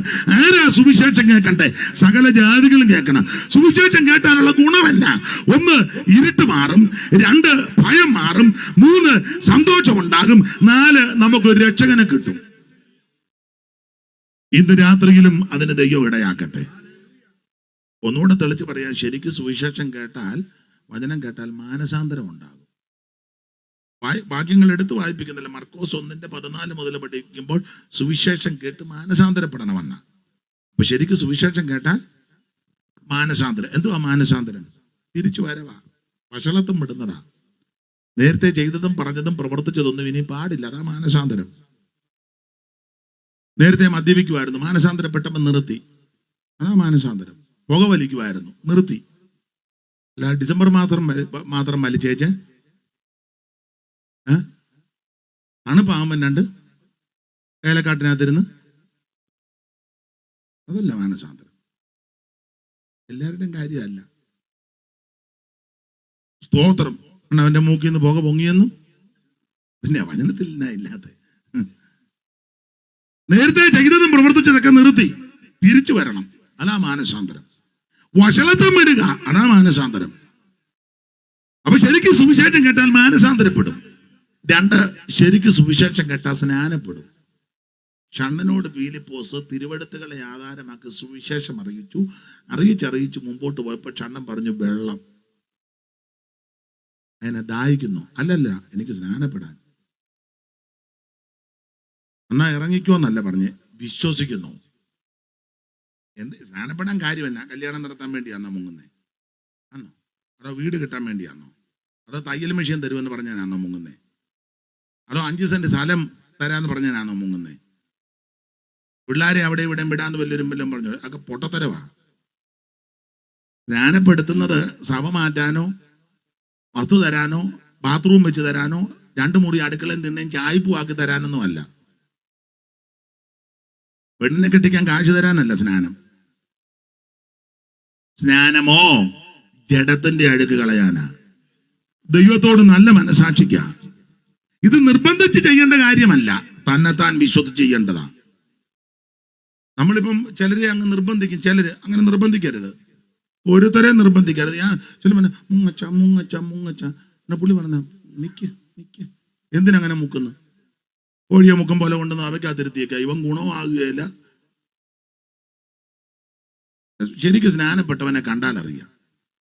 പണ്ടൊരുത്തോണ്ട് ചോദിച്ചു, എങ്ങനെയാണ് സ്നാനപ്പെടുക? അവൻ പറഞ്ഞു, കാല് തെറ്റി വെള്ളത്തിൽ പോയതാന്ന്. കാല് തെറ്റി പോയതാണോ?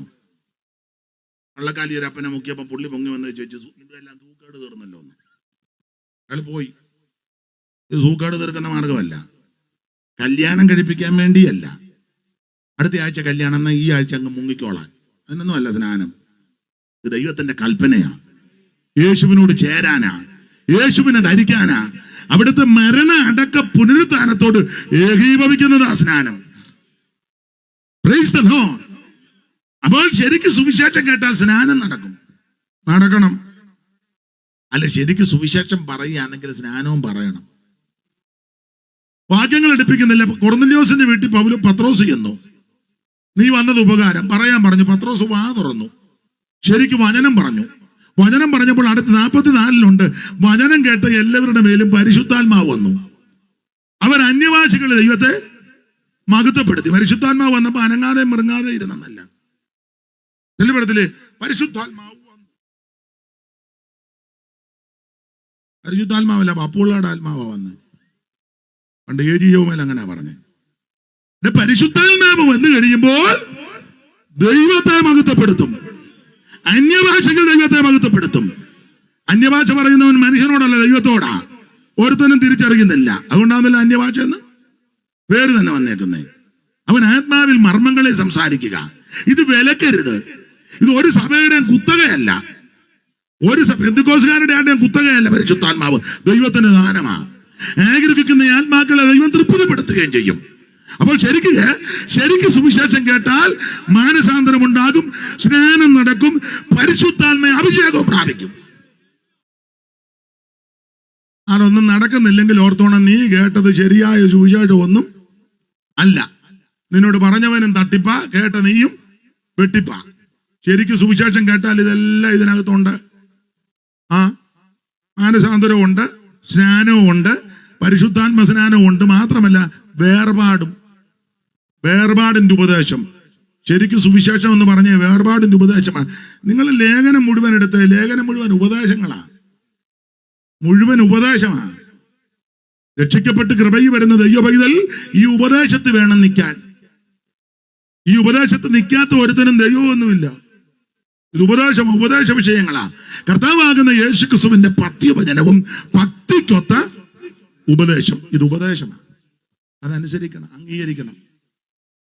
അപ്പൊ ശരിക്കും സുവിശേഷം കേട്ടാൽ ഇതെല്ലാം നടക്കണം. ആ സുവിശേഷമായി ഇവിടെ മുടങ്ങുന്നത്. ഈ രാത്രിയിലും അതിന് ദൈവം ചിലരെ ഒരുക്കിയെടുക്കട്ടെ. എടുത്ത വാക്യത്തോട് കൂറ് പുലർത്തി ചില കാര്യങ്ങൾ ചിന്തിച്ച് വേഗത്തിൽ അങ്ങ് നിർത്തുവാൻ കർത്താവ് ശരണപ്പെടുകയാ. ആ ഭാഗമെല്ലാം വിടുകയാ. നമ്മൾ കുറുവാക്യം വായിച്ചത് യൂദയുടെ ലേഖനം 3-4 വാക്യമാണല്ലോ. പ്രിയരെ, നമുക്ക് പൊതുവിലുള്ള രക്ഷയെക്കുറിച്ച് നിങ്ങൾക്ക് എഴുതുവാൻ സകല പ്രയത്നവും ചെയ്യുകയിൽ വിശുദ്ധന്മാർക്ക് ഒരിക്കലായി പരിമേൽപ്പിച്ച വിശ്വാസത്തിന് വേണ്ടി പോരാടേണ്ടതിന് പ്രബോധിപ്പിച്ചെഴുതുവാൻ ആവശ്യമെന്ന് എനിക്ക് തോന്നി. നമ്മുടെ ദൈവത്തിന്റെ കൃപയെ ദുഷ്കാമവൃത്തിക്ക് ഹേതുവാക്കി ഏകനാഥന് നമ്മുടെ രക്ഷിതാവുമാകുന്ന യേശുക്രിസ്തുവിനെ നിഷേധിക്കുന്ന അഭക്തരായ ചില മനുഷ്യർ നുഴഞ്ഞു വന്നിരിക്കുന്നു. അവരുടെ ഈ ശിക്ഷാവിധി പണ്ട് തന്നെ എഴുതിയിരിക്കുന്ന യൂദയുടെ ലേഖനം വളരെ ഈടുറ്റൊരു ലേഖനമാണ്. ഒരു വേദ പഠിതാവ് പറഞ്ഞിരിക്കുന്നത് ഈ ലേഖനത്തെ പറ്റി അദ്ദേഹം കൊടുത്തിരിക്കുന്ന ഒരു പ്രയോഗം, ഇത് യൂദയുടെ ലേഖനം ഒരു പോസ്റ്റ് കാർഡാണ്. പോസ്റ്റ് കാർഡ്, ഇല്ലൻ്റെ അല്ല, പോസ്റ്റ് കാർഡ്. പോസ്റ്റ് കാർഡിന് ഒരു പേജേ ഉള്ളൂ, ഒന്നും ചെറുതാ. ഇല്ലന്റിന് എത്ര പേജുണ്ട്? കുറഞ്ഞത് 3 പേജാ. ഒത്തിരി എഴുതിയവർ ഇതിനകത്ത് ഇരിപ്പുണ്ട്. ഉണ്ട് ഇല്ലേ? ഉള്ള എഴുതി ഊപ്പാട് വന്ന് സൈഡിലും എഴുതി. തുപ്പല് തൊട്ട് ഒട്ടിച്ചു കഴിഞ്ഞപ്പം ഒരു കാര്യം മറന്നുപോയി. പിന്നെ ഇത് സൂക്ഷിച്ച് പിടിച്ച് തുറന്നു വെച്ച് പിന്നെ എഴുതി.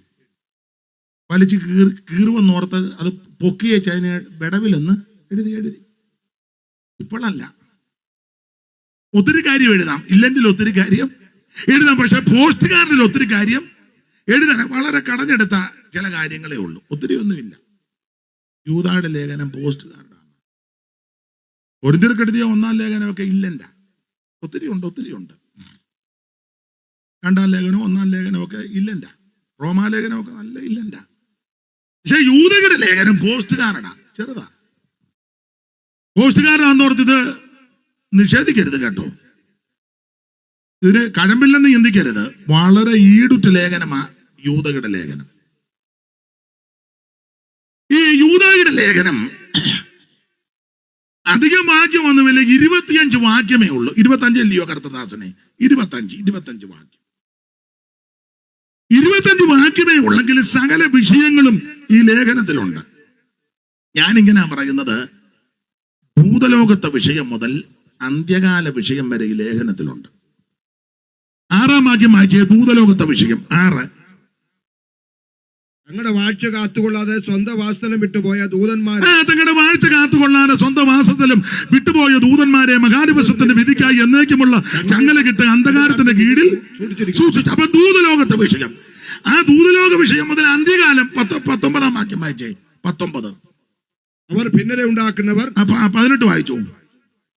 അന്ത്യകാലത്ത് ഭക്തി കെട്ട് നടക്കുന്ന മോഹങ്ങളെ നടക്കുന്ന പരിഹാസം ഉണ്ടാകും. അപ്പൊ അന്ത്യകാലം. അപ്പൊ ശ്രദ്ധിക്കുക, ഭൂതലോകത്തെ വിഷയം മുതൽ അന്ത്യകാല വിഷയം വരെ ഈ ലേഖനത്തിൽ പോസ്റ്റ് കാർഡാണെങ്കിലും നല്ല ഈടുറ്റ ലേഖനമാണ്. ദൂതലോകത്തെ വിഷയം ഏതാ? ദൂതലോകം വിവാദമുള്ള വാക്യമാണ്. ചെല്ല് പറയുന്നത് യെശയ്യാ പ്രവചനം അറിയാമല്ലോ, 14-ാം അധ്യായവും യെഹെസ്കേൽ 28 ഒക്കെ പഠിക്കുമ്പോൾ പാപം ചെയ്ത ദൂതന്മാരുണ്ടല്ലോ, നിഗളിച്ച ദൂതന്മാര്, ലൂസിഫറും അനുയായികളും, അവരുടെ വിഷയമാണെന്നാ ചിലര് പറയുന്നത്.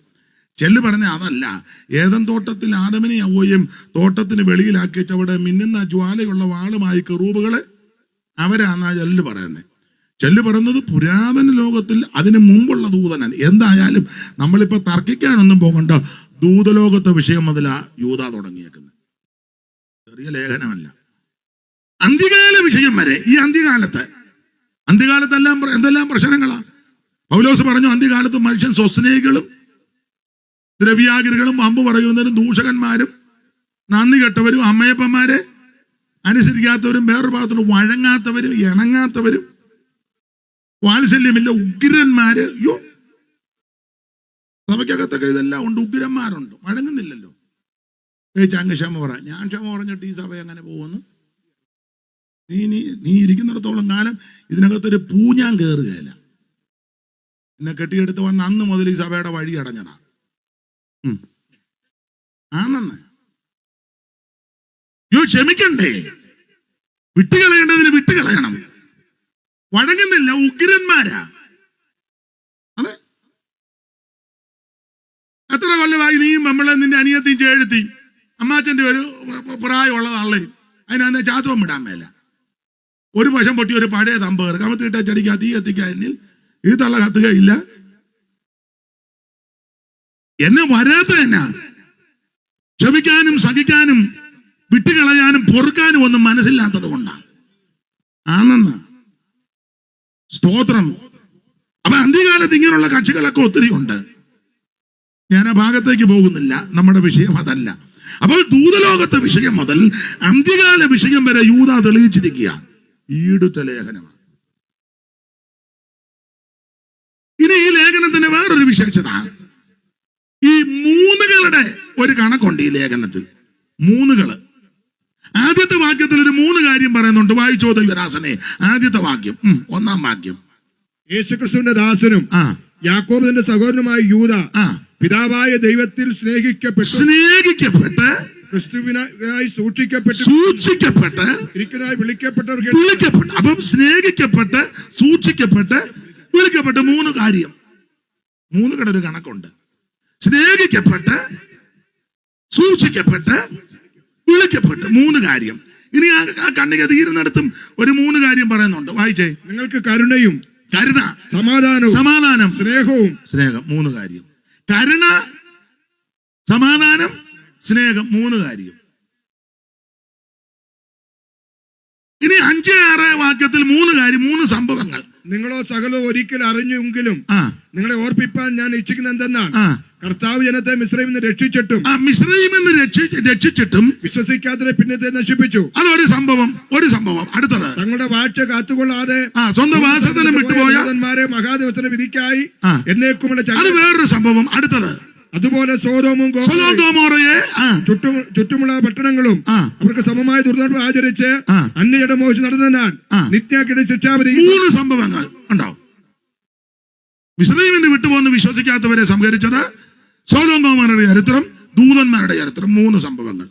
ഇനി 11-ാം വാക്യത്തിൽ 3 കക്ഷികള്. അവർക്ക് അയ്യോ കഷ്ടം. അവർ കയ്യിൻ ഒരുത്തൻ കയ്യിൻ. പിന്നെ കൂലി കുറച്ച് ബിലയാമിന്റെ രണ്ടാമത്തെ ബിലയാം. അടുത്തത് കോരക. അപ്പോ കയ്യിന് ബിലയാം കോരക 3 കട കണക്കുണ്ട് ഈ ലേഖനത്തിൽ.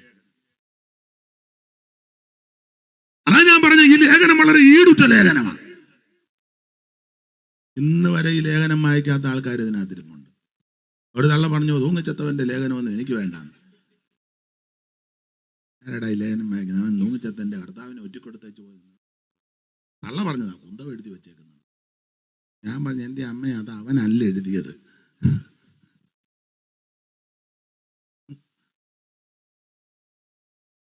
അല്ല, ചിലരുടെ ഇരിപ്പ് കണ്ട് നിങ്ങൾക്ക് ഇന്ന് അവിടെ കിട്ടിയെന്നൊന്നും ചിലരൊക്കെ. ഈ യൂദ ഏതാ ഈ യൂദ? 1-ാം വാക്യം. ക്രിസ്തുവിന്റെ ദാസനും യാക്കോബിന്റെ സഹോദരനുമായ യൂദ. അവ ഈ യൂദ ആരാ?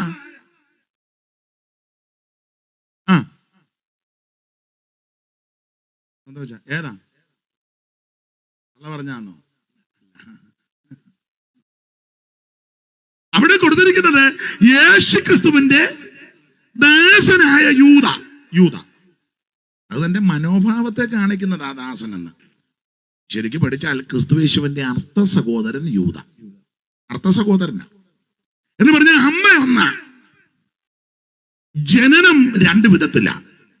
ക്രിസ്തുയേശുവിന്റെ തിരുപ്പിറവിയെ പറ്റി മത്തായി വായിക്കുന്നത് ആമേ പിതാക്കന്മാരുടെ ജനനത്തെ പറ്റി പറയുക. അബ്രഹാം ഇസഹാക്കിനെ ജനിപ്പിച്ചു, ഇസഹാക്ക് യാക്കോബിനെ ജനിപ്പിച്ചു, പിന്നെ യാക്കോബ് യഹൂദയെയും അവന്റെ സഹോദരന്മാരെയും ജനിപ്പിച്ചു, യഹൂദ താമാരിൽ പേരസിനെയും സേരകിനെയും ജനിപ്പിച്ചു, പിന്നെ വായിച്ചു. അബ്രഹാം ഇസഹാക്കിനെ ജനിപ്പിച്ചു, ഇസഹാക്ക് യാക്കോബിനെ ജനിപ്പിച്ചു, യാക്കോബ് യഹൂദയവന്റെ സഹോദരന്മാരെയും ജനിപ്പിച്ചു, യഹൂദ താമാരിൽ പേരസിനെയും സേരകിനെയും ജനിപ്പിച്ചു. അടുത്തത് അമ്മീദാവിനെ ജനിപ്പിച്ചു. അല്ലെന്ന് അതിന് വേറെ പുള്ളി ജനിപ്പിച്ചിട്ടുണ്ടെന്ന് അതിന്റെ മേളില്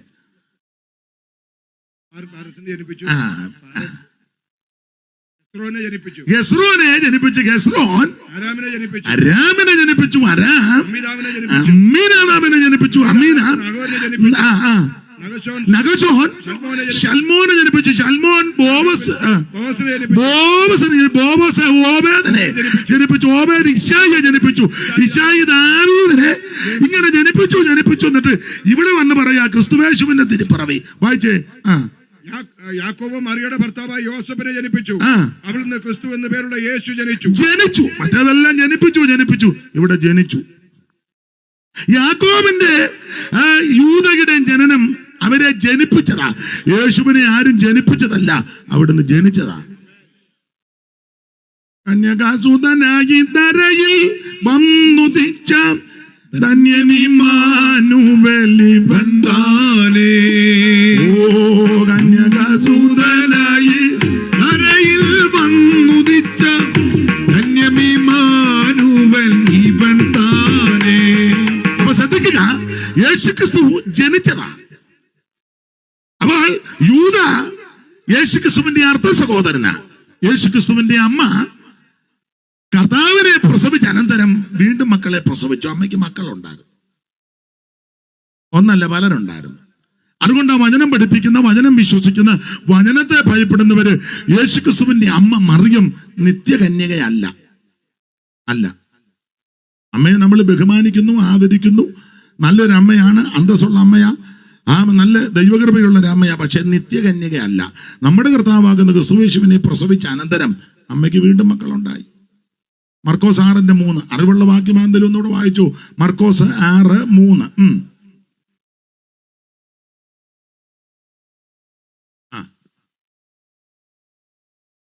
ഇവൻ മറിയയുടെ മകനും യാക്കോബ്, യോസേ, യൂദ, ശിമോൻ എന്നിവരുടെ സഹോദരനുമായ അച്ഛനല്ലയോ? അപ്പോൾ ഈ വാക്യം തെളിവ് കിടക്കുക.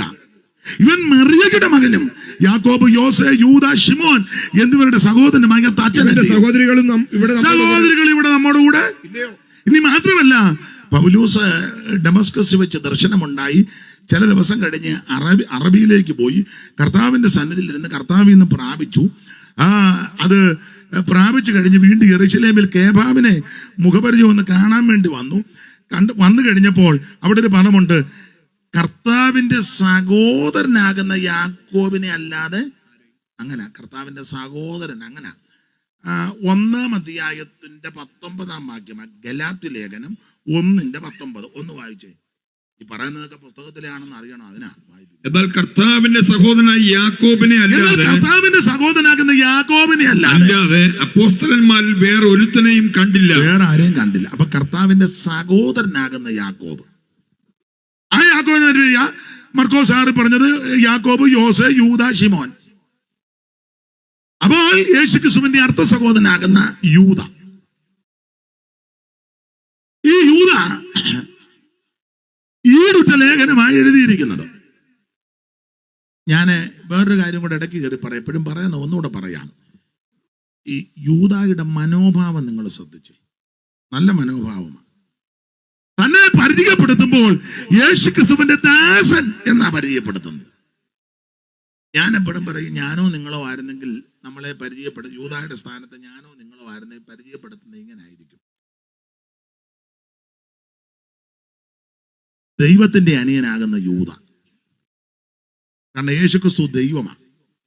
അപ്പൊ പിന്നെ കുറച്ചുകൂടെ അതായിരിക്കും എഫക്റ്റ്. ഏതാ?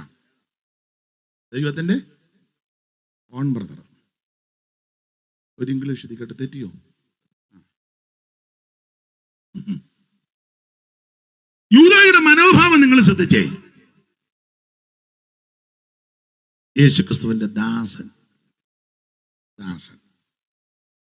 ഞാനെപ്പോഴും പറയും, നമ്മുടെയൊക്കെ മനോഭാവം ഒന്ന് നന്നാകുന്നത് നല്ലതാണ്. ഞാൻ എന്നെയും കൂടെ പ്രതിയാക്കിയ, നമ്മൾക്ക് ചിലർക്ക് കൈ കൊടുക്കാൻ അങ്ങോട്ട് മനസ്സില്ല, സംസാരിക്കാൻ അങ്ങോട്ട് മനസ്സില്ല, ചില വീട്ടിൽ പ്രാർത്ഥന വെച്ചാൽ പോവുകയില്ല, പോയാൽ തന്നെ മുഴുവൻ സമയം അവിടെ ഇരിക്കത്തില്ല. ഭക്ഷണം ഉണ്ടെന്ന് കേട്ടാൽ അന്നേരം നേരത്തെ മുങ്ങും.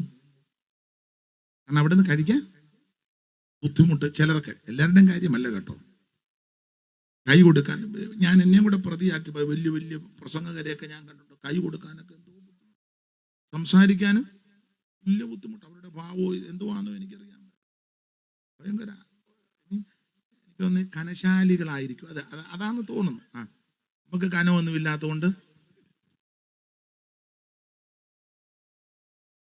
അല്ല, അവര് സൂത്രക്കാരുമുണ്ട്. ചില കാശും പുത്തനും ഉള്ളവരൊക്കെ അവർ കൈ കൊടുക്കുകയും നിന്ന് വർത്താനം പറയും. അരുവക്കാരാന്ന് കണ്ടു കഴിഞ്ഞാൽ പറയാം,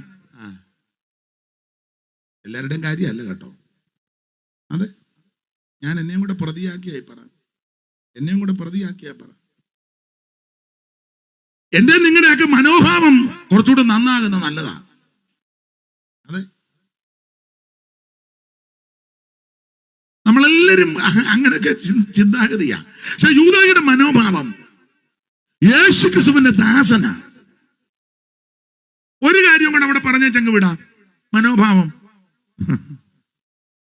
ആ 3-ാം വാക്യം ഒന്നുകൂടെ വായിച്ചാട്ടെ. ദൈവദാസനെ 3-ാം വാക്യം. പ്രിയരെ, നമുക്ക് പൊതുവുള്ള രക്ഷയെ കുറിച്ച് നിങ്ങൾ മനോഭാവം കണ്ടോ?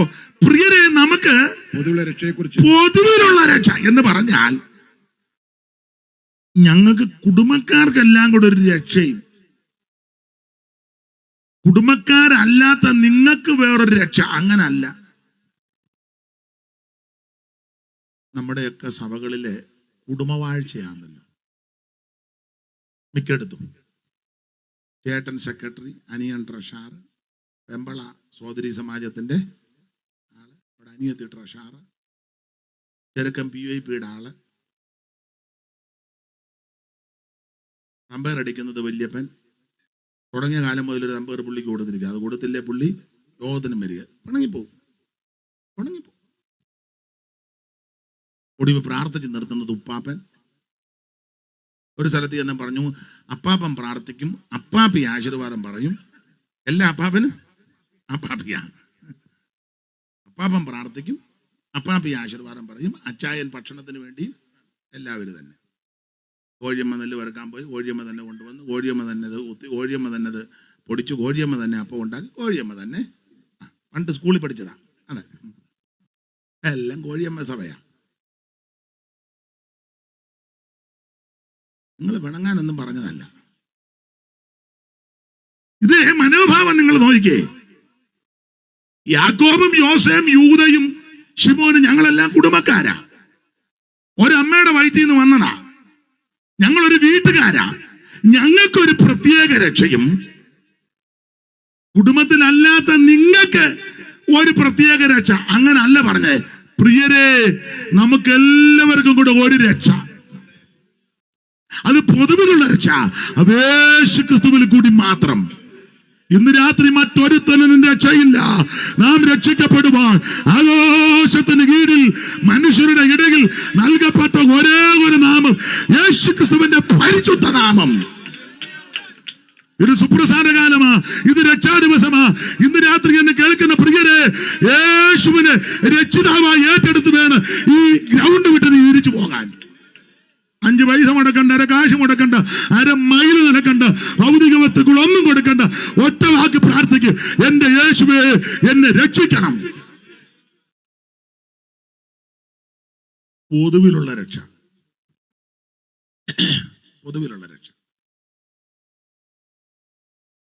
നല്ല മനോഭാവമാണ് ദൈവത്തിന്റെ മകത്ത്. ഇനി യൂദയുടെ ലേഖനത്തെ വേറൊരു വിഷയം ഞാൻ എപ്പോഴും പറയും, എല്ലാം നിങ്ങൾക്കറിയാം. ഞാനിത് പറയുമ്പോഴും നിങ്ങൾ ചിന്തിക്കും, അതെ ഞാനൊന്ന് ഓർപ്പിക്കുന്നല്ലേ, അതാ ഓർപ്പിക്കുക, ഞാനും ഓർപ്പിക്കുക. ഈ വേദപുസ്തകം 66 പുസ്തകം 40 എഴുത്തുകാരെ ഏതാണ്ട് 1600 കൊല്ലം കൊണ്ടാണ് എഴുതി തീർത്തത്. ഞാനിങ്ങനെ പറയുന്നത്, 39 എഴുത്തുകാർക്കും വെളിപ്പെടാത്ത പ്രധാനപ്പെട്ട 2 വിഷയം യൂദായ്ക്ക് വെളിപ്പെട്ടു. 39 എഴുത്തുകാർക്കും വെളിപ്പെടാത്ത പ്രധാനമായ 2 വിഷയം യൂദായ്ക്ക് വെളിപ്പെട്ടു. 6-ാം വാക്യം വായിച്ചേ. തങ്ങളുടെ അല്ല, അതിന്റെ 9-ാം വാക്യമല്ലേ? അത് തന്നെ. എന്നാൽ പ്രധാന ദൂതനായ മീഖായേൽ മോശയുടെ ശരീരത്തെക്കുറിച്ച് പിശാചിനോട് തർക്കിച്ച് വാദിക്കുമ്പോൾ ഒരു ദൂഷണവിധി ഉച്ചരിപ്പാൻ തുനിയാതെ കർത്താവ് നിന്നെ ഫലിക്കട്ടെ എന്ന് പറഞ്ഞതേ ഉള്ളൂ. വിശദീകരിക്കുന്നില്ല.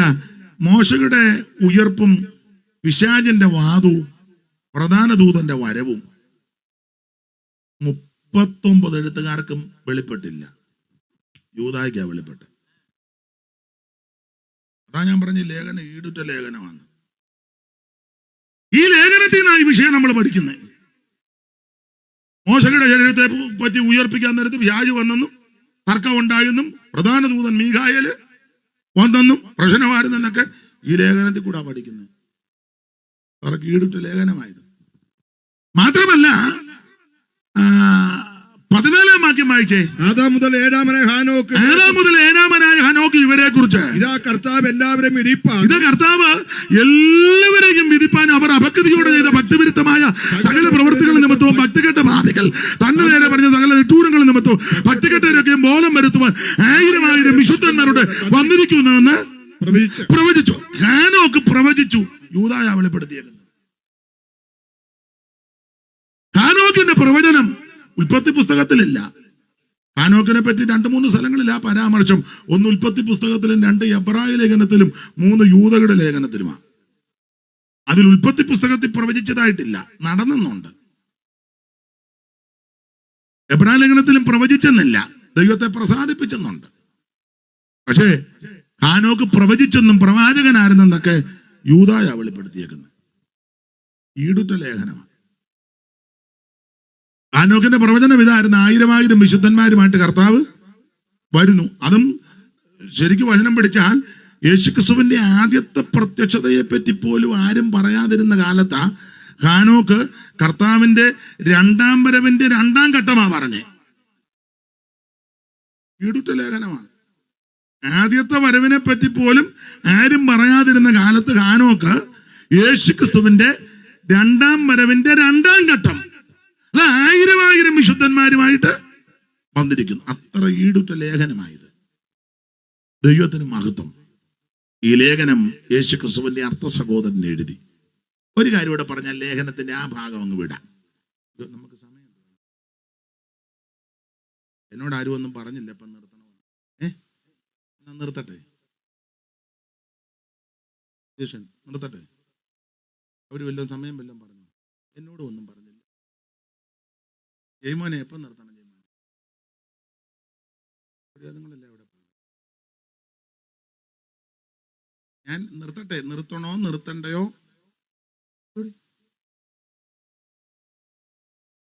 ചിലർ അങ്ങനെയും ചിലർ ഇങ്ങനെയും അങ്ങനെ ആട്ടെ. ദൂരെയൊക്കെ പോകേണ്ടവരാ വണ്ടിയൊക്കെ. പിന്നെ 2 കാര്യം ഇവിടെ പറഞ്ഞു നിർത്താൻ.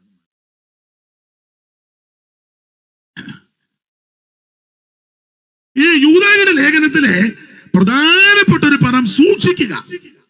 സൂക്ഷിക്കണം, സൂക്ഷിക്കണം, സൂക്ഷിക്കണം. 1-ാം വാക്യവും 6-ാം വാക്യവും 13-ാം വാക്യവും 21-ാം വാക്യവും 24-ാം വാക്യവും ക്രമത്താലെ വായിച്ചേ. 1-ാം വാക്യം: യേശുക്രിസ്തുവിന്റെ ദാസനും യാക്കോബിന്റെ സഹോദരനായ യൂദാ, പിതാവായ ദൈവത്തിൽ സ്നേഹിക്കപ്പെട്ടും ക്രിസ്തുയേശുവിനാൽ സൂക്ഷിക്കപ്പെട്ടു.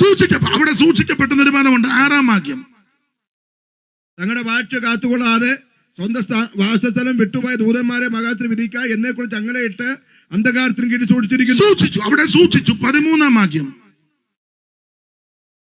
തങ്ങളുടെ നാണക്കേട് നുറിച്ചു തള്ളുന്ന കൊടിയ കടൽത്തിരകൾ സദാകാലത്തേക്കും അന്ധതമസ് സൂക്ഷിച്ചു വെച്ചിരിക്കുന്ന സൂക്ഷിച്ചു, അവിടെ സൂക്ഷിച്ചെന്നുണ്ട്. 21. പരിശുദ്ധാത്മാവ് പ്രാർത്ഥിച്ചും നിത്യജീവന്റെ നമ്മുടെ കർത്താവായ യേശുക്രിസ്തുവിന്റെ കരുണയ്ക്കായി കാത്തിരുന്നും കൊണ്ട് ദൈവസ്നേഹം നിങ്ങളെ തന്നെ സൂക്ഷിച്ചുകൊള്ളുവിൻ. സൂക്ഷിക്കുക. 24. വീഴാതെ വണ്ണം നിങ്ങളെ സൂക്ഷിച്ചു മതി. അപ്പം അത്ര വാക്യത്തെ സൂക്ഷിക്കുക എന്ന് പറഞ്ഞ 1-ാം വാക്യം, 6-ാം വാക്യം, 13-ാം വാക്യം, 21-ാം വാക്യം, 24-ാം വാക്യം. ഈ വാക്യത്തിലെല്ലാം കൂടെ സൂക്ഷിക്കണം. എല്ലാവരും സൂക്ഷിക്കണേ. യോഗം കഴിഞ്ഞ് അങ്ങോട്ട് ഇറങ്ങുമ്പോഴും സൂക്ഷിക്കണം. ഉരുണ്ട് വീടരുത്. വണ്ടി ഓടിക്കുമ്പോഴും ശാശ് മുഴുവനത്തോടെ പൊരുതുക. സൂക്ഷിക്കണം. നമ്മൾ തോറ്റെന്ന് മറ്റേ വണ്ടിക്കാരൻ പറയാം, അങ്ങനെ ഇരുന്നോട്ടെ, അവൻ ചിലപ്പോൾ കീന്നൊരു ഓണം അടിക്കും. തോപ്പിച്ചടാണ്. തോക്കുന്ന നല്ല സൂക്ഷിച്ചോണം. കൊണ്ട് വട്ടം വെക്കരുത്.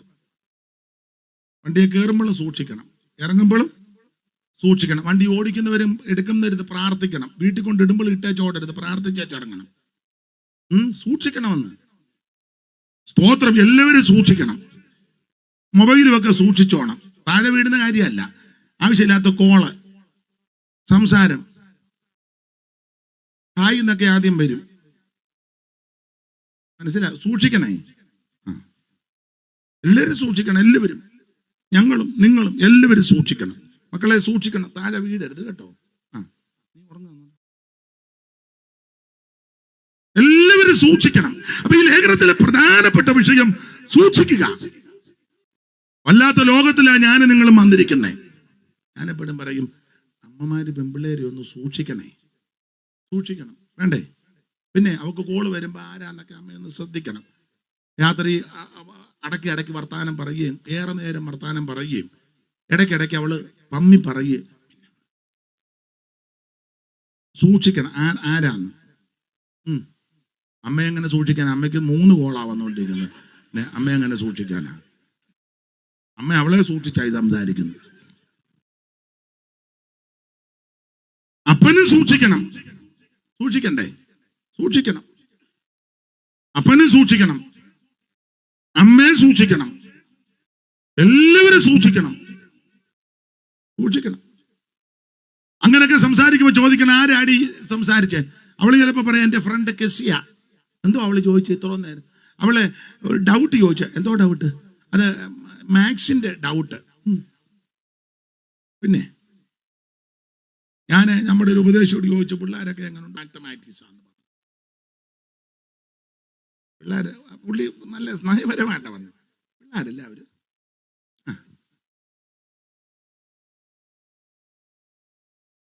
സൂക്ഷിക്കണം. എല്ലാവരും സൂക്ഷിക്കണം. ആരോടാ സംസാരിക്കുന്നത്? അപ്പനോട് എങ്ങനെ സംസാരിക്കണം? സൂക്ഷിക്കണം. ഭർത്താവിനോട് എങ്ങനെ സംസാരിക്കണം? സൂക്ഷിക്കണം. ഭാര്യയോട് എങ്ങനെ സംസാരിക്കണം? സൂക്ഷിക്കണം. പ്രായമുള്ളവരോട് എങ്ങനെ സംസാരിക്കണം? സൂക്ഷിക്കണ്ടേ? 10 മാസം നൊന്ത് വേദനിച്ച് പ്രസവിച്ചതല്ല നിന്നെ ജനിപ്പിച്ച് വളർത്തിയ അപ്പൻ. കൂന്താലി എടുത്ത് കളച്ചാ നിന്നെ വളർത്തിയത്. നിലാമ്പട്ടത്തും കളച്ചു.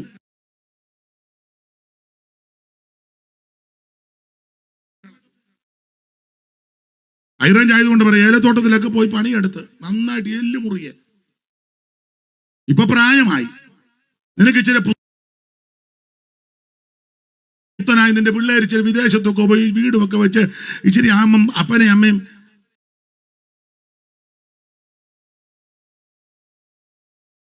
ഷൗട്ട് ചെയ്യരുത് കേട്ടോ. അപ്പം വിളിക്കുക, ചോദിക്കട്ടെ ഉണ്ടാതിരേ പറയരുത്. വിളിക്കുമ്പോ ചോദിക്കണേ, എന്തോ അപ്പച്ച എന്താ ചെയ്യണ്ടേ? മനസ്സിലാകുന്നുണ്ടോ?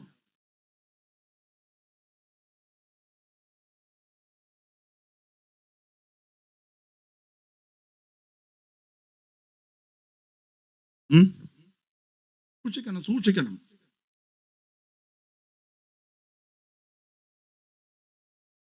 പ്രായമുള്ളവരോട് എങ്ങനെ സംസാരിക്കണം? മുതിർന്നവരോട്, മൂത്ത സ്ത്രീകളോട്, അമ്മമാരോട്, പെങ്ങന്മാരോട്, സഭാവിശ്വാസികളോട്, കൂട്ടുവേലക്കാരോട്, ഇതൊക്കെ സൂക്ഷിക്കണം. എല്ലാവരും സൂക്ഷിക്കണം. അയലത്തുകാരോട്, സ്നേഹിതരോട്, ദേശത്തോട്, ഇതൊക്കെ സൂക്ഷിക്കണ്ടേ? എനിക്കിതൊക്കെ നിന്ന് നന്നായിട്ട് പറഞ്ഞാൽ കൊള്ളാന്നുകൊണ്ട് അങ്ങ് അടങ്ങുക, പറയുന്നില്ല. എല്ലാവരും സൂക്ഷിക്കണം. ദൈവത്തിന് മഹത്വം. ഒരു വീട്ടിൽ ചെല്ലുമ്പോൾ, ഒരു സഭയിൽ ചെല്ലുമ്പോൾ, ഒരു ദേശത്ത് ചെല്ലുമ്പോൾ സൂക്ഷിക്കണം. ചുരുക്കി പറഞ്ഞാൽ മീൻ മേടിക്കാൻ ചന്തയിൽ ചെല്ലുമ്പോൾ സൂക്ഷിക്കണം. നീ ദൈവ പൈതല, ഇഷ്ടമില്ല മേടിക്കണ്ട, അല്ലേ? സംസാരം വളരെ സൂക്ഷിക്കണം. ഓട്ടോ പിടിക്കുമ്പോൾ ഓട്ടോ കണ്ടു വെക്കാം, എൻ്റെ വീടിനടുത്താ, കൃത്യ സ്പോട്ട് പറഞ്ഞു കൊടുക്കണം, എത്ര രൂപയാകും, രാത്രി ചോദിക്കണം. ചിലർ പറയും സാറ് കയറിക്കോ, സാറേന്ന് വിളിച്ചപ്പോൾ ഇവനെ ഇളകി. ഇന്ന് വരെ സാറേന്ന് ആരും വിളിച്ചിട്ടില്ല, വേറെ വിളിയാ വിളിച്ചേക്കുന്നത്.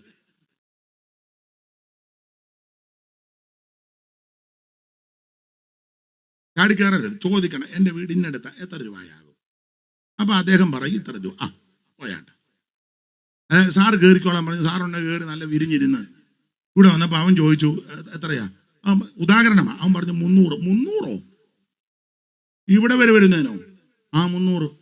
ഞാൻ തരത്തില്ല. ഉടനെ അവൻ മേടിക്കും. ഉടനെ നമ്മൾ ചുണയുണ്ടെങ്കിൽ ഉടനെ നമ്മൾ പറയാം തങ്കമ്മ ടോർച്ച് എടുത്തോളാൻ.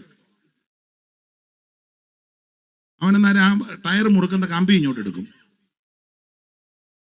മനസ്സിലാകുന്നുണ്ടാവല്ലോ. പിന്നെ അവൻ്റെ മുതുപാതിരാക്കി 8 നാടും പൊട്ട 2 ഡാഷ് അപ്പുറത്തുകാർ ലൈറ്റ് ഇട്ട് അവരും നോക്കി. എല്ലാ കാര്യവും ഉണ്ടോ? സൂക്ഷിക്കണം. ഉദാഹരണമായി പറയുന്നത് എല്ലാവരും സൂക്ഷിക്കണം. ദൈവത്തിന് മകത്ത് ഈ ലേഖനത്തിലെ പ്രധാന വിഷയം സൂക്ഷിക്കുക എന്നുള്ളതാണ്. എടുത്ത വാക്യത്തോട് കൂറ് പുലർത്ത് 1-2 കാര്യം പറഞ്ഞ് ഇന്ന് രാത്രി മെസ്സേജ് നിർത്താം. 3-4 വാക്യമാണ്. അവിടെ ഒരു പ്രത്യേക പദമുണ്ട്, പോരാടണം. എന്നെ കേൾക്കുന്ന ദൈവവൈദ്യരെ, ഞാനും നിങ്ങൾ പോരാടണം. പ്രിയരെ, നമുക്ക് പൊതുവിലുള്ള രക്ഷയെക്കുറിച്ച് നിങ്ങൾക്ക് എഴുതുവാൻ സകല പ്രയത്നവും ചെയ്യുകയിൽ വിശുദ്ധന്മാർക്ക് ഒരിക്കലായി പരമേൽപ്പിച്ച വിശ്വാസത്തിന് വേണ്ടി പോരാടണം. ഇന്ന് രാത്രി എന്നെ കേൾക്കുന്ന പ്രിയരെ, ഞാനും നിങ്ങളും ഒരു പോർക്കളത്തിലാണ് നിൽക്കുന്നത്. എന്റെ ഭാഷ പറഞ്ഞ കളിക്കളത്തിലല്ല. അതുകൊണ്ട് ലാഘബുദ്ധിയോടെ അലസചിത്തരായി ഉദാസീനതയോടൊന്നും നിൽക്കരുത്. ഞാനും നിങ്ങളും ഒരു പോർക്കളത്തിലാണ് നിൽക്കുന്നത്. എനിക്കും നിങ്ങൾക്കുമെതിരെ പോരാടുവാൻ ഒരു അദൃശ്യ ശക്തിയുണ്ട്. ഇന്ന് രാത്രി നമ്മൾ പോരാടണം. എന്തിനോടൊക്കെ പോരാടണം? പൗലോസ് പുറത്തൊരു പറയുന്നുണ്ട്, നല്ല പോർ പൊരുതുക എന്നാ. നല്ല പോർ പൊരുതണം, നിന്ന് പോരാടണം. അങ്ങനെയൊക്കെയാ പദം.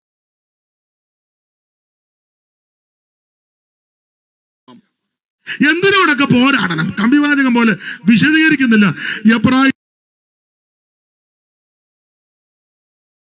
ലേഖനം 12-ാം അധ്യായത്തിന്റെ 4-ാമത്തെ തിരുവെടുത്ത് പഠിക്കുമ്പോൾ അവൻ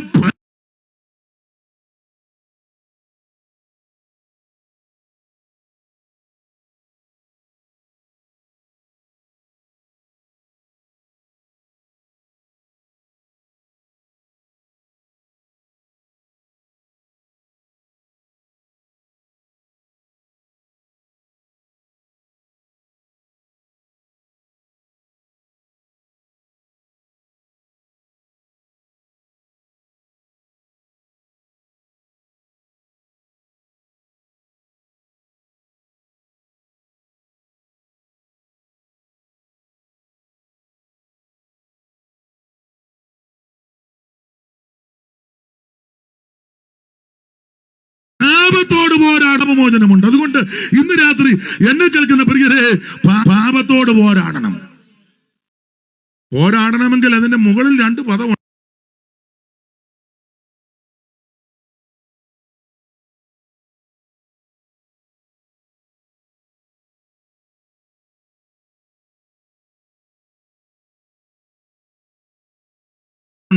ഒന്ന്, യേശുവിനെ ശ്രദ്ധിച്ച് നോക്കണം. അങ്ങനെ ഒരു പദമുണ്ട്, വായിച്ചേ ദൈവദാസനെ. ആകെ സാക്ഷി ഇത്ര വലിയൊരു സമൂഹം നമുക്ക് നിൽക്കുന്നതുകൊണ്ട് സകല ഭാരവും മുറുകെ പറ്റുന്ന പാപവും വിട്ട് നമുക്ക് മുമ്പിൽ വെച്ചിരിക്കുന്ന ഓട്ടം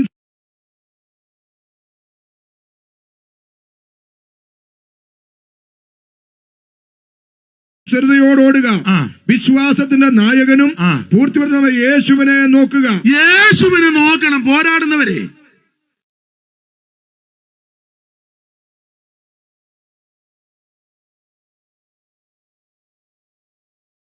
യേശുവിനെ നോക്കണം. അതിനാ യേശുവിനെ നോക്കിയാൽ കാണാൻ കൊള്ളാവുന്നവനാ. ഒരു തല, രണ്ട് കയ്യ്, രണ്ട് കാല്, അതുപോലെ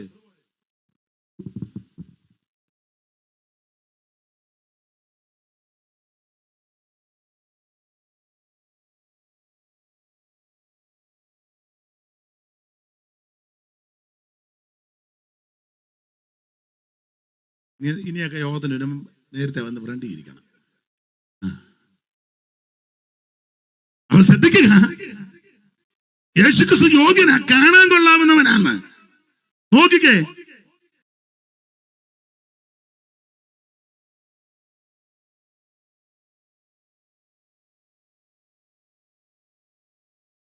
ഇവിടെ പള്ളിയിൽ വന്നവരെല്ലാം നോക്കി കണ്ണ് പറിക്കുന്നില്ല.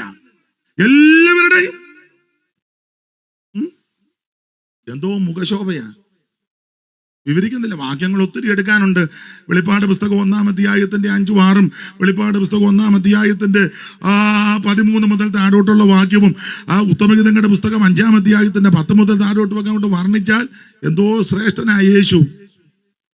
മത്തായിച്ചൻ പാടിയ ഒരു പാട്ടിന്റെ ഒരു വരി പാടാ, അല്ല ഇന്ന് ഒരു വരിയാ മൊത്തം. പണ്ട് കുഞ്ഞുണ്ണി മാസ്റ്ററുടെ കവിതയെല്ലാം ചെറുതല്ലേ. പുള്ളി പണ്ടവരാ, കൊല്ലത്തൊണ്ടൊരു വാടി, വാടിയിലുണ്ടൊരു വാടി, വാടിയെല്ലാം വാടി. കൊല്ലത്തൊണ്ടൊരു വാടി എന്ന് പറയുന്ന സ്ഥലമുണ്ട്. വാടിയിലുണ്ടൊരു വാടി എന്ന് പറഞ്ഞാൽ അവിടെ ഒരു പൂന്തോട്ടം ഉണ്ടെന്ന്. വാടിയെല്ലാം വാടി, എന്ന് പറഞ്ഞ പോലെ ഇന്നെല്ലാം ഒരു വരിക. അപ്പൊ സാറ് കൊടുത്തിരിക്കുന്ന മത്തായിച്ചൻ കൊടുത്തൊരു വരിക. ആ മുഖത്തോട്ട് നോക്കിയപ്പോൾ മത്തായിച്ചൻ കണ്ടേച്ച് എഴുതിയിരിക്കുക, കോണ്ടിസൂരി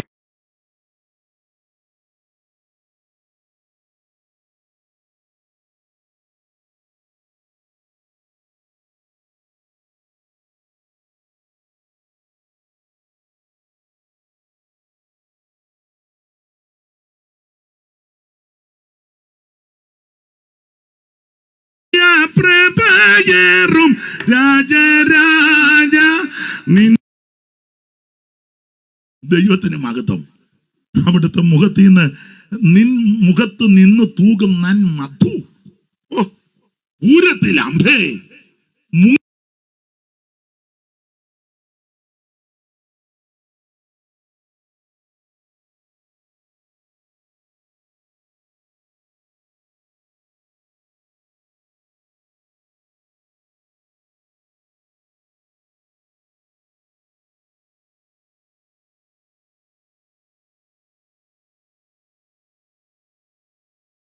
ലയിക്കുന്നു ദിവ്യജ്ഞാനികൾ. നിന്റെ നന്മൊഴി ഗതി കണയുവതിനൊരു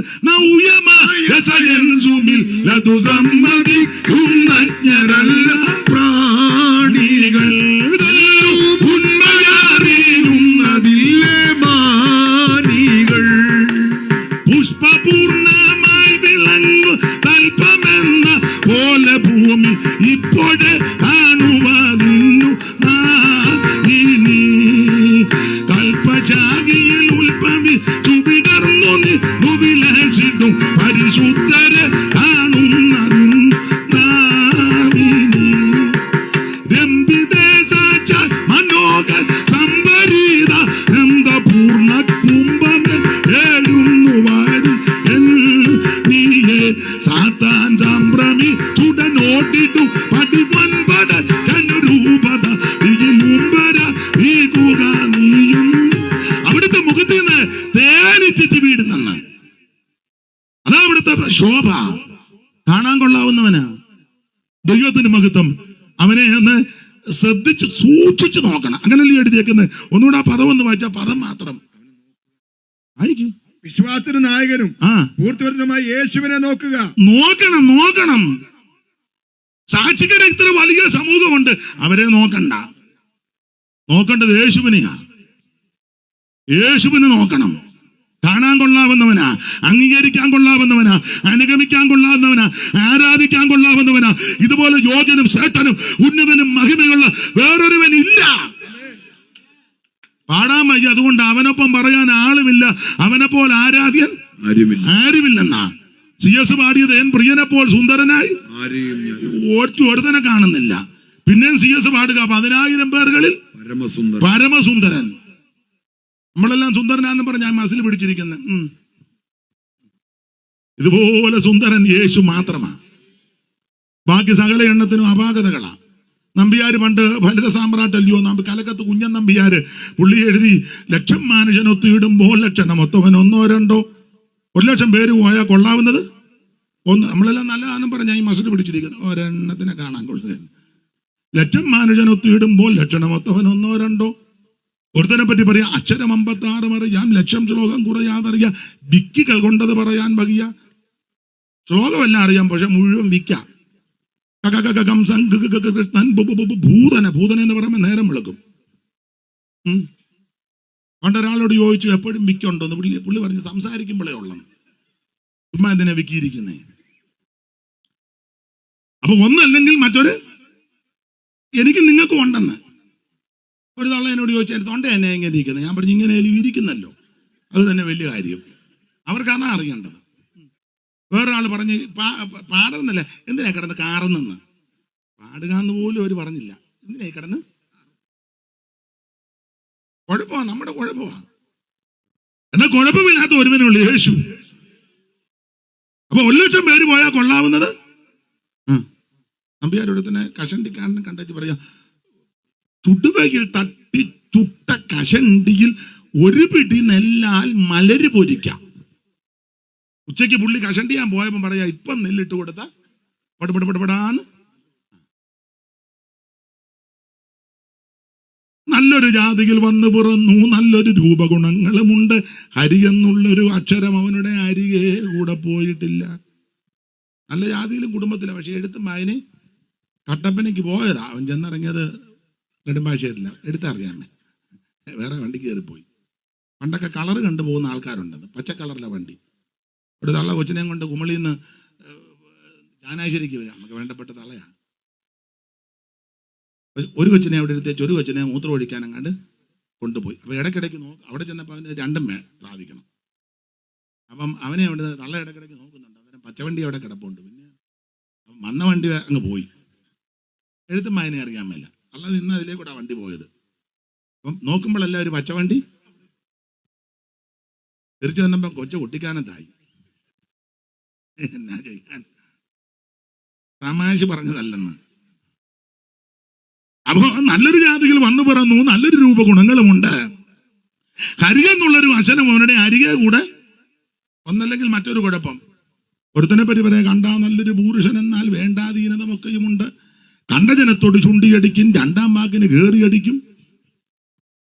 അപ്പൊ ഒന്നല്ലെങ്കിൽ മറ്റൊരു കുഴപ്പം എനിക്കും നിങ്ങൾക്കും ഒക്കെ ഉണ്ടെന്നാൽ ഊനമില്ലാത്ത, കുഴപ്പമില്ലാത്ത, അപാകതയില്ലാത്ത, കളങ്കമില്ലാത്ത ഒരുവനാ യേശു ക്രിസ്തു മാത്രം. നിർദോഷൻ, നിർമ്മലൻ, പവിത്രൻ, പാപികളോട് വേർപെട്ടവൻ, അവിടുന്ന് സ്വർഗത്തേക്കാൾ വലിയവൻ, മോശയിലും വലിയവൻ, ശലോമോനിലും വലിയവൻ, ദൈവാലയത്തേക്കാൾ വലിയവൻ, സ്വർഗത്തേക്കാൾ വലിയവൻ. അവിടുത്തെ ഒന്ന് ശ്രദ്ധിച്ച് നോക്ക്, സൂക്ഷിച്ച് നോക്ക്. മാത്രമാണോ പാപത്തോട് പോരാടുമ്പോൾ യേശുവിനെ നോക്കണം. മാത്രമല്ല ധ്യാനിക്കുകയും ചെയ്യണം.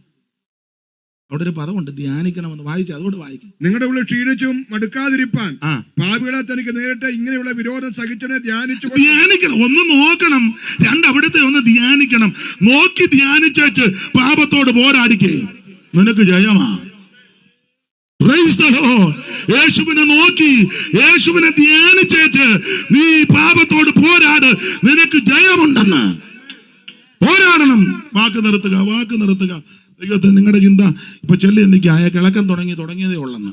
ഇല്ലില്ല, നിർത്തി. കൊടുത്തു നിർത്തി. ചെല്ല അങ്ങനെ പറയാ, ഇളയതേ ഉള്ളു കേട്ടോ, മിക്കാറ് ഇന്ന് നിൽക്കുമെന്ന്. ഇല്ലില്ല, നിർത്തുക. ദൈവത്തിന് മഹത്വം. പോരാടണം. എന്തിനോടൊക്കെ? ഒന്ന്, പാപത്തോട് പോരാടണം. വാക്യങ്ങൾ പറഞ്ഞങ്ങ് നിർത്താം.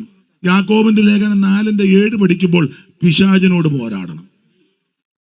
പിശാചിനോട് എനിക്ക് നിങ്ങൾക്കുമെതിരെ ഒരു അദൃശ്യ ശക്തിയുണ്ട്. പോരാടണം. പോരാടുമ്പോഴേ സർവായുധവർഗം ധരിച്ചു വേണം പോരാടാൻ. ചുമ്മാ നിന്ന് പോരാടരുത്. ആദ്യത്തേത് ആ സത്യം. സത്യമില്ലാതെ വ്യായനെ ഇറക്കാൻ ചെന്ന ഉപദേശിയുടെ പിള്ളേരുടെ ദേഹത്ത് കയറിയതുപോലെ സ്കേവ കൊടുത്ത തുണി പോലും ഇല്ലാതെ അവന്മാർ ഓടിയ ഓട്ടം. രാജു പറഞ്ഞു പൗലോസിനെ യേശുവിനെ നീ ആരാടാന്ന് ചോദിച്ചു. ആടി കയറി ഒരു പിടിയോ ഞാൻ പറയുന്നില്ല, പിടിച്ചവനെയെല്ലാം വലിച്ച് താഴെയിട്ട് പിന്നെല്ലാം ജൗളിക്കടയിൽ പോയ ചാതിരിച്ച്. മനസ്സിലായോ? ഇവിടെ അന്ന് ജൗളിക്കട ഉണ്ടോന്ന്? അപ്പൊ ചുരുക്കി പറഞ്ഞാൽ ഇത് പോരാടുമ്പോൾ സർവായുധവർഗം ധരിക്കണം, സത്യം അരക്ക് കിട്ടണം, സത്യം പറയണം. ജീവൻ പോയാൽ ചിലർ സത്യം പറയുകയല്ല. എനിക്ക് അറിയാവുന്ന ഒരാളുണ്ട്, ചോദിക്കുന്നതിന് നേര് പറയുകയല്ല, പറയത്തില്ല. ഭക്ഷണം കഴിച്ചോ എന്ന് ചോദിച്ചാൽ നമ്മൾ കഴിക്കുമ്പം അത് കഴിച്ചാലും കഴിച്ചില്ലെങ്കിലും കഴിക്കുന്നതല്ലല്ലോ. ഇവനെ എന്നാ ചെയ്യണം പറ?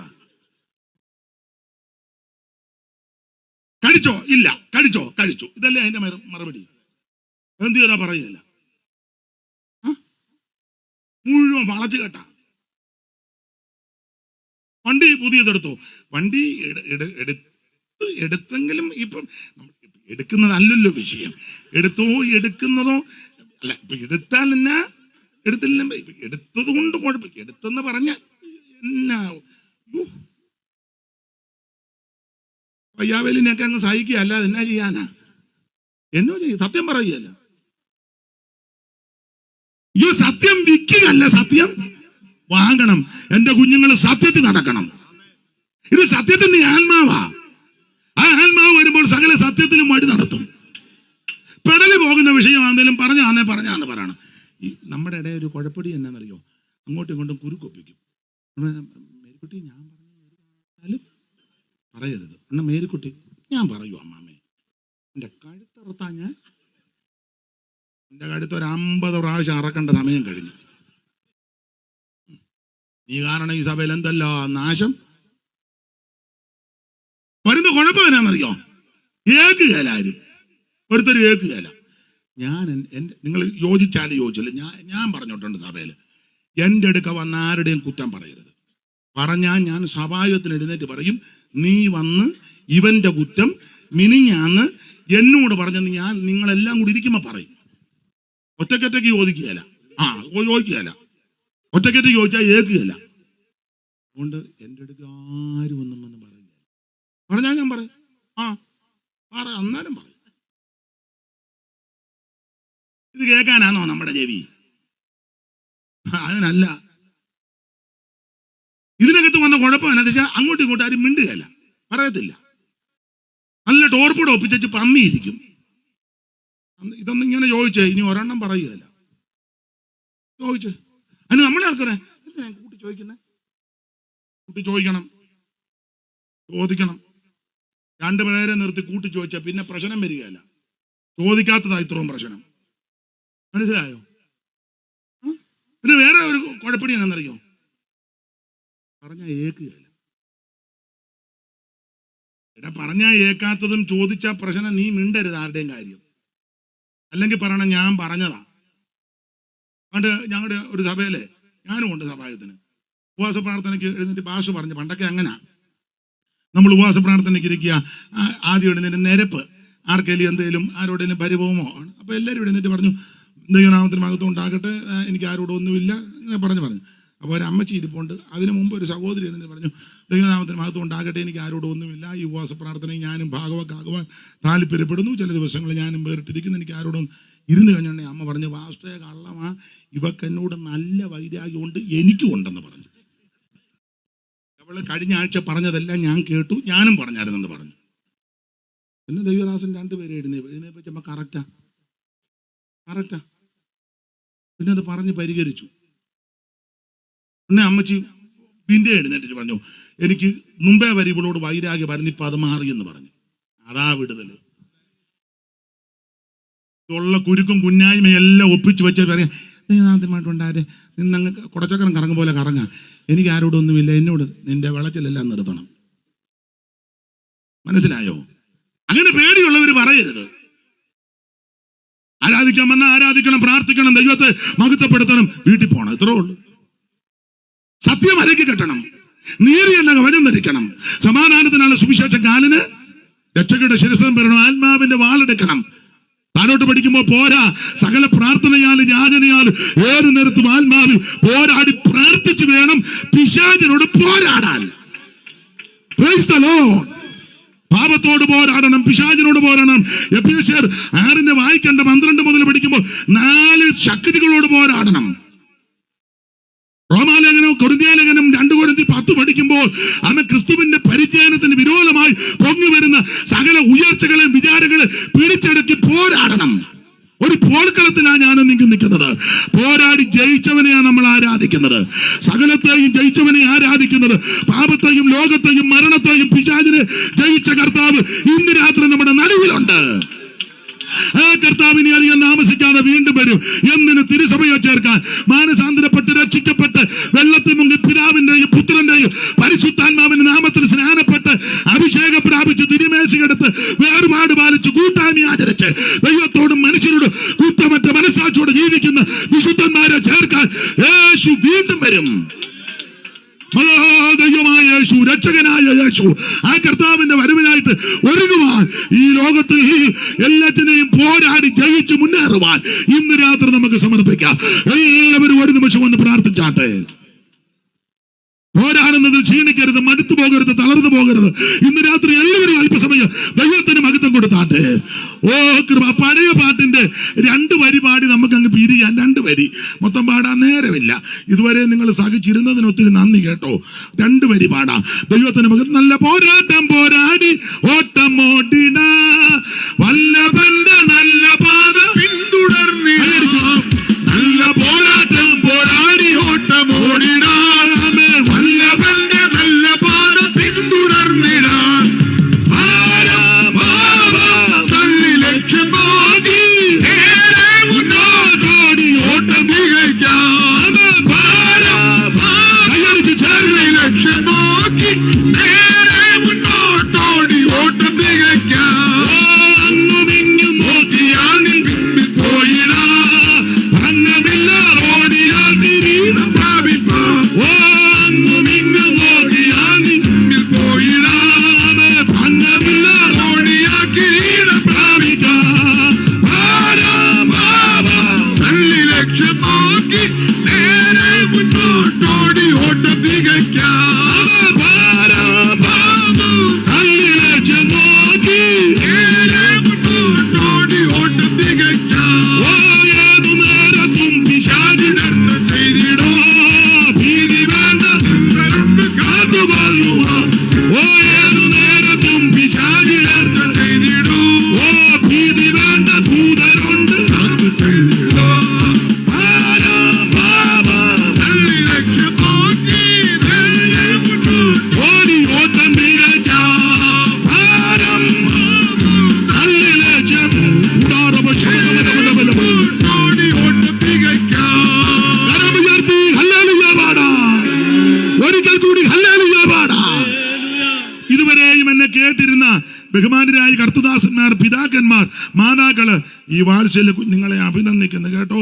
അച്ചടക്കത്തോടെ നിങ്ങളെല്ലാം അഭിനന്ദിക്കുന്നു കേട്ടോ. നന്നായിട്ട് പഠിക്കണം കേട്ടോ. നന്നായിട്ട് പഠിക്കണം, നല്ല മാർക്ക് മേടിക്കണം, ടീച്ചർ പറയുന്നതൊക്കെ അനുസരിക്കണം, മാതാപിതാക്കളെ അനുസരിക്കണം കേട്ടോ. സൺഡേ സ്കൂൾ മുടക്കരുത്. ബാക്കിയൊക്കെ പറയുവോ, കാണാതെ പാട്ടുമൊക്കെ പാടുവോ, നീ പാടുവോ? നന്നായിട്ട് പഠിച്ചോണം, കർത്താവിന്റെ വേല ചെയ്തോണം. ദൈവം നിങ്ങളെല്ലാം അനുഗ്രഹിക്കട്ടെ. എല്ലാവരും ഒത്തിരി സഹോദരന്മാരവിടെ നിന്ന് ക്ഷമിക്കണേ, കസാര കിട്ടാതെ ഞാൻ നിൽക്കുകയായിരുന്നല്ലോ. അപ്പം നമ്മൾ 2 കൂട്ടിനും സമശിക്ഷാവിധിയില്ല. നിങ്ങളെക്കാളെല്ലാം ഇച്ചിരി കനോ എനിക്കാണ്. എന്നിട്ട് ഞാൻ നിൽക്കുകയായിരുന്നു. നിങ്ങൾ നിന്നല്ലോ. ദൈവം നിങ്ങളെ അനുഗ്രഹിക്കട്ടെ. 1 മിനിറ്റ് ഒന്ന് എഴുന്നേറ്റ് നിൽക്കാം. നമ്മുടെ സമാപന യോഗമല്ലേ. 1 മിനിറ്റ്, ഒറ്റ മിനിറ്റ്. ഒക്കുന്നെങ്കിൽ ആ കരങ്ങൾ 2 ഉയർത്തി വീശി ദൈവത്തെ ഒന്ന് മഹത്വപ്പെടുത്തിയേ. തൂവാല വല്ലതും കൊണ്ടുവന്നെങ്കിൽ, ഉപദേശമൊന്നും അല്ല കേട്ടോ, പുതിയ ഉപദേശം എന്തല്ലോ, തൂവാല കൊണ്ടുവന്നിട്ടുണ്ടെങ്കിൽ എടുത്ത് നിന്ന് വീശിക്കോ. സഹോദരിമാര് വേണേ ഷാളിന്റെ അറ്റം ഒന്ന് വീശിക്കോ. ഒക്കുന്നെങ്കിൽ താല്പര്യമാണെങ്കിൽ. ഇന്നും എന്നേക്കും വേർപിരിയാതെ ക്രിസ്തുവിൻ അതുപോലെ ഒന്ന് വീശിക്കോ. ഷാളിന്റെ അറ്റം വേർപിരിയാതെ ക്രിസ്തുവിൻ കൂടെ നമ്മളെല്ലാം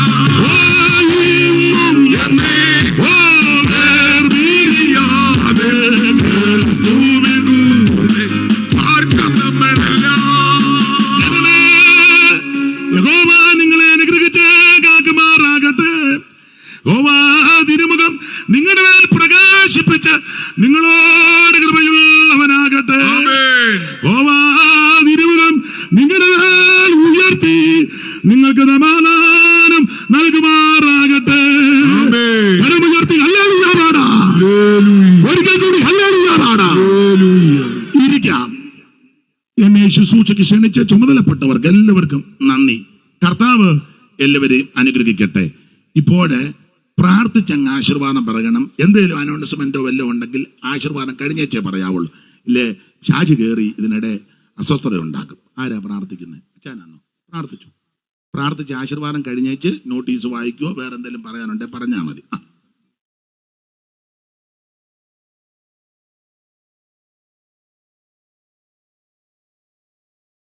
ദൈവനാമത്തിന് മഹത്വം ഉണ്ടാകട്ടെ. ഇതുവരെയും ദൈവവചനത്തിൽ സംസാരിച്ച ദൈവദാസനോട് നന്ദി അറിയിക്കുന്നു. കർത്താവ് നമ്മെ എല്ലാവരെയും വീണ്ടും അനുഗ്രഹിക്കുകയും സഹായിക്കുകയും ചെയ്യുമാറാകട്ടെ. നമുക്ക് പ്രാർത്ഥിച്ച് മീറ്റിംഗ് അവസാനിപ്പിക്കുവാൻ ആ ദൈവത്തിൽ ശരണപ്പെടുന്നു. പ്രാർത്ഥിച്ച് ആശീർവാദം പറയേണ്ടതിനായിട്ട് ലൂക്കോസ് പാസ്റ്റർ കൈലാസം ദൈവദാസനെ ദൈവനാമം ക്ഷണിച്ചുകൊള്ളുന്നു.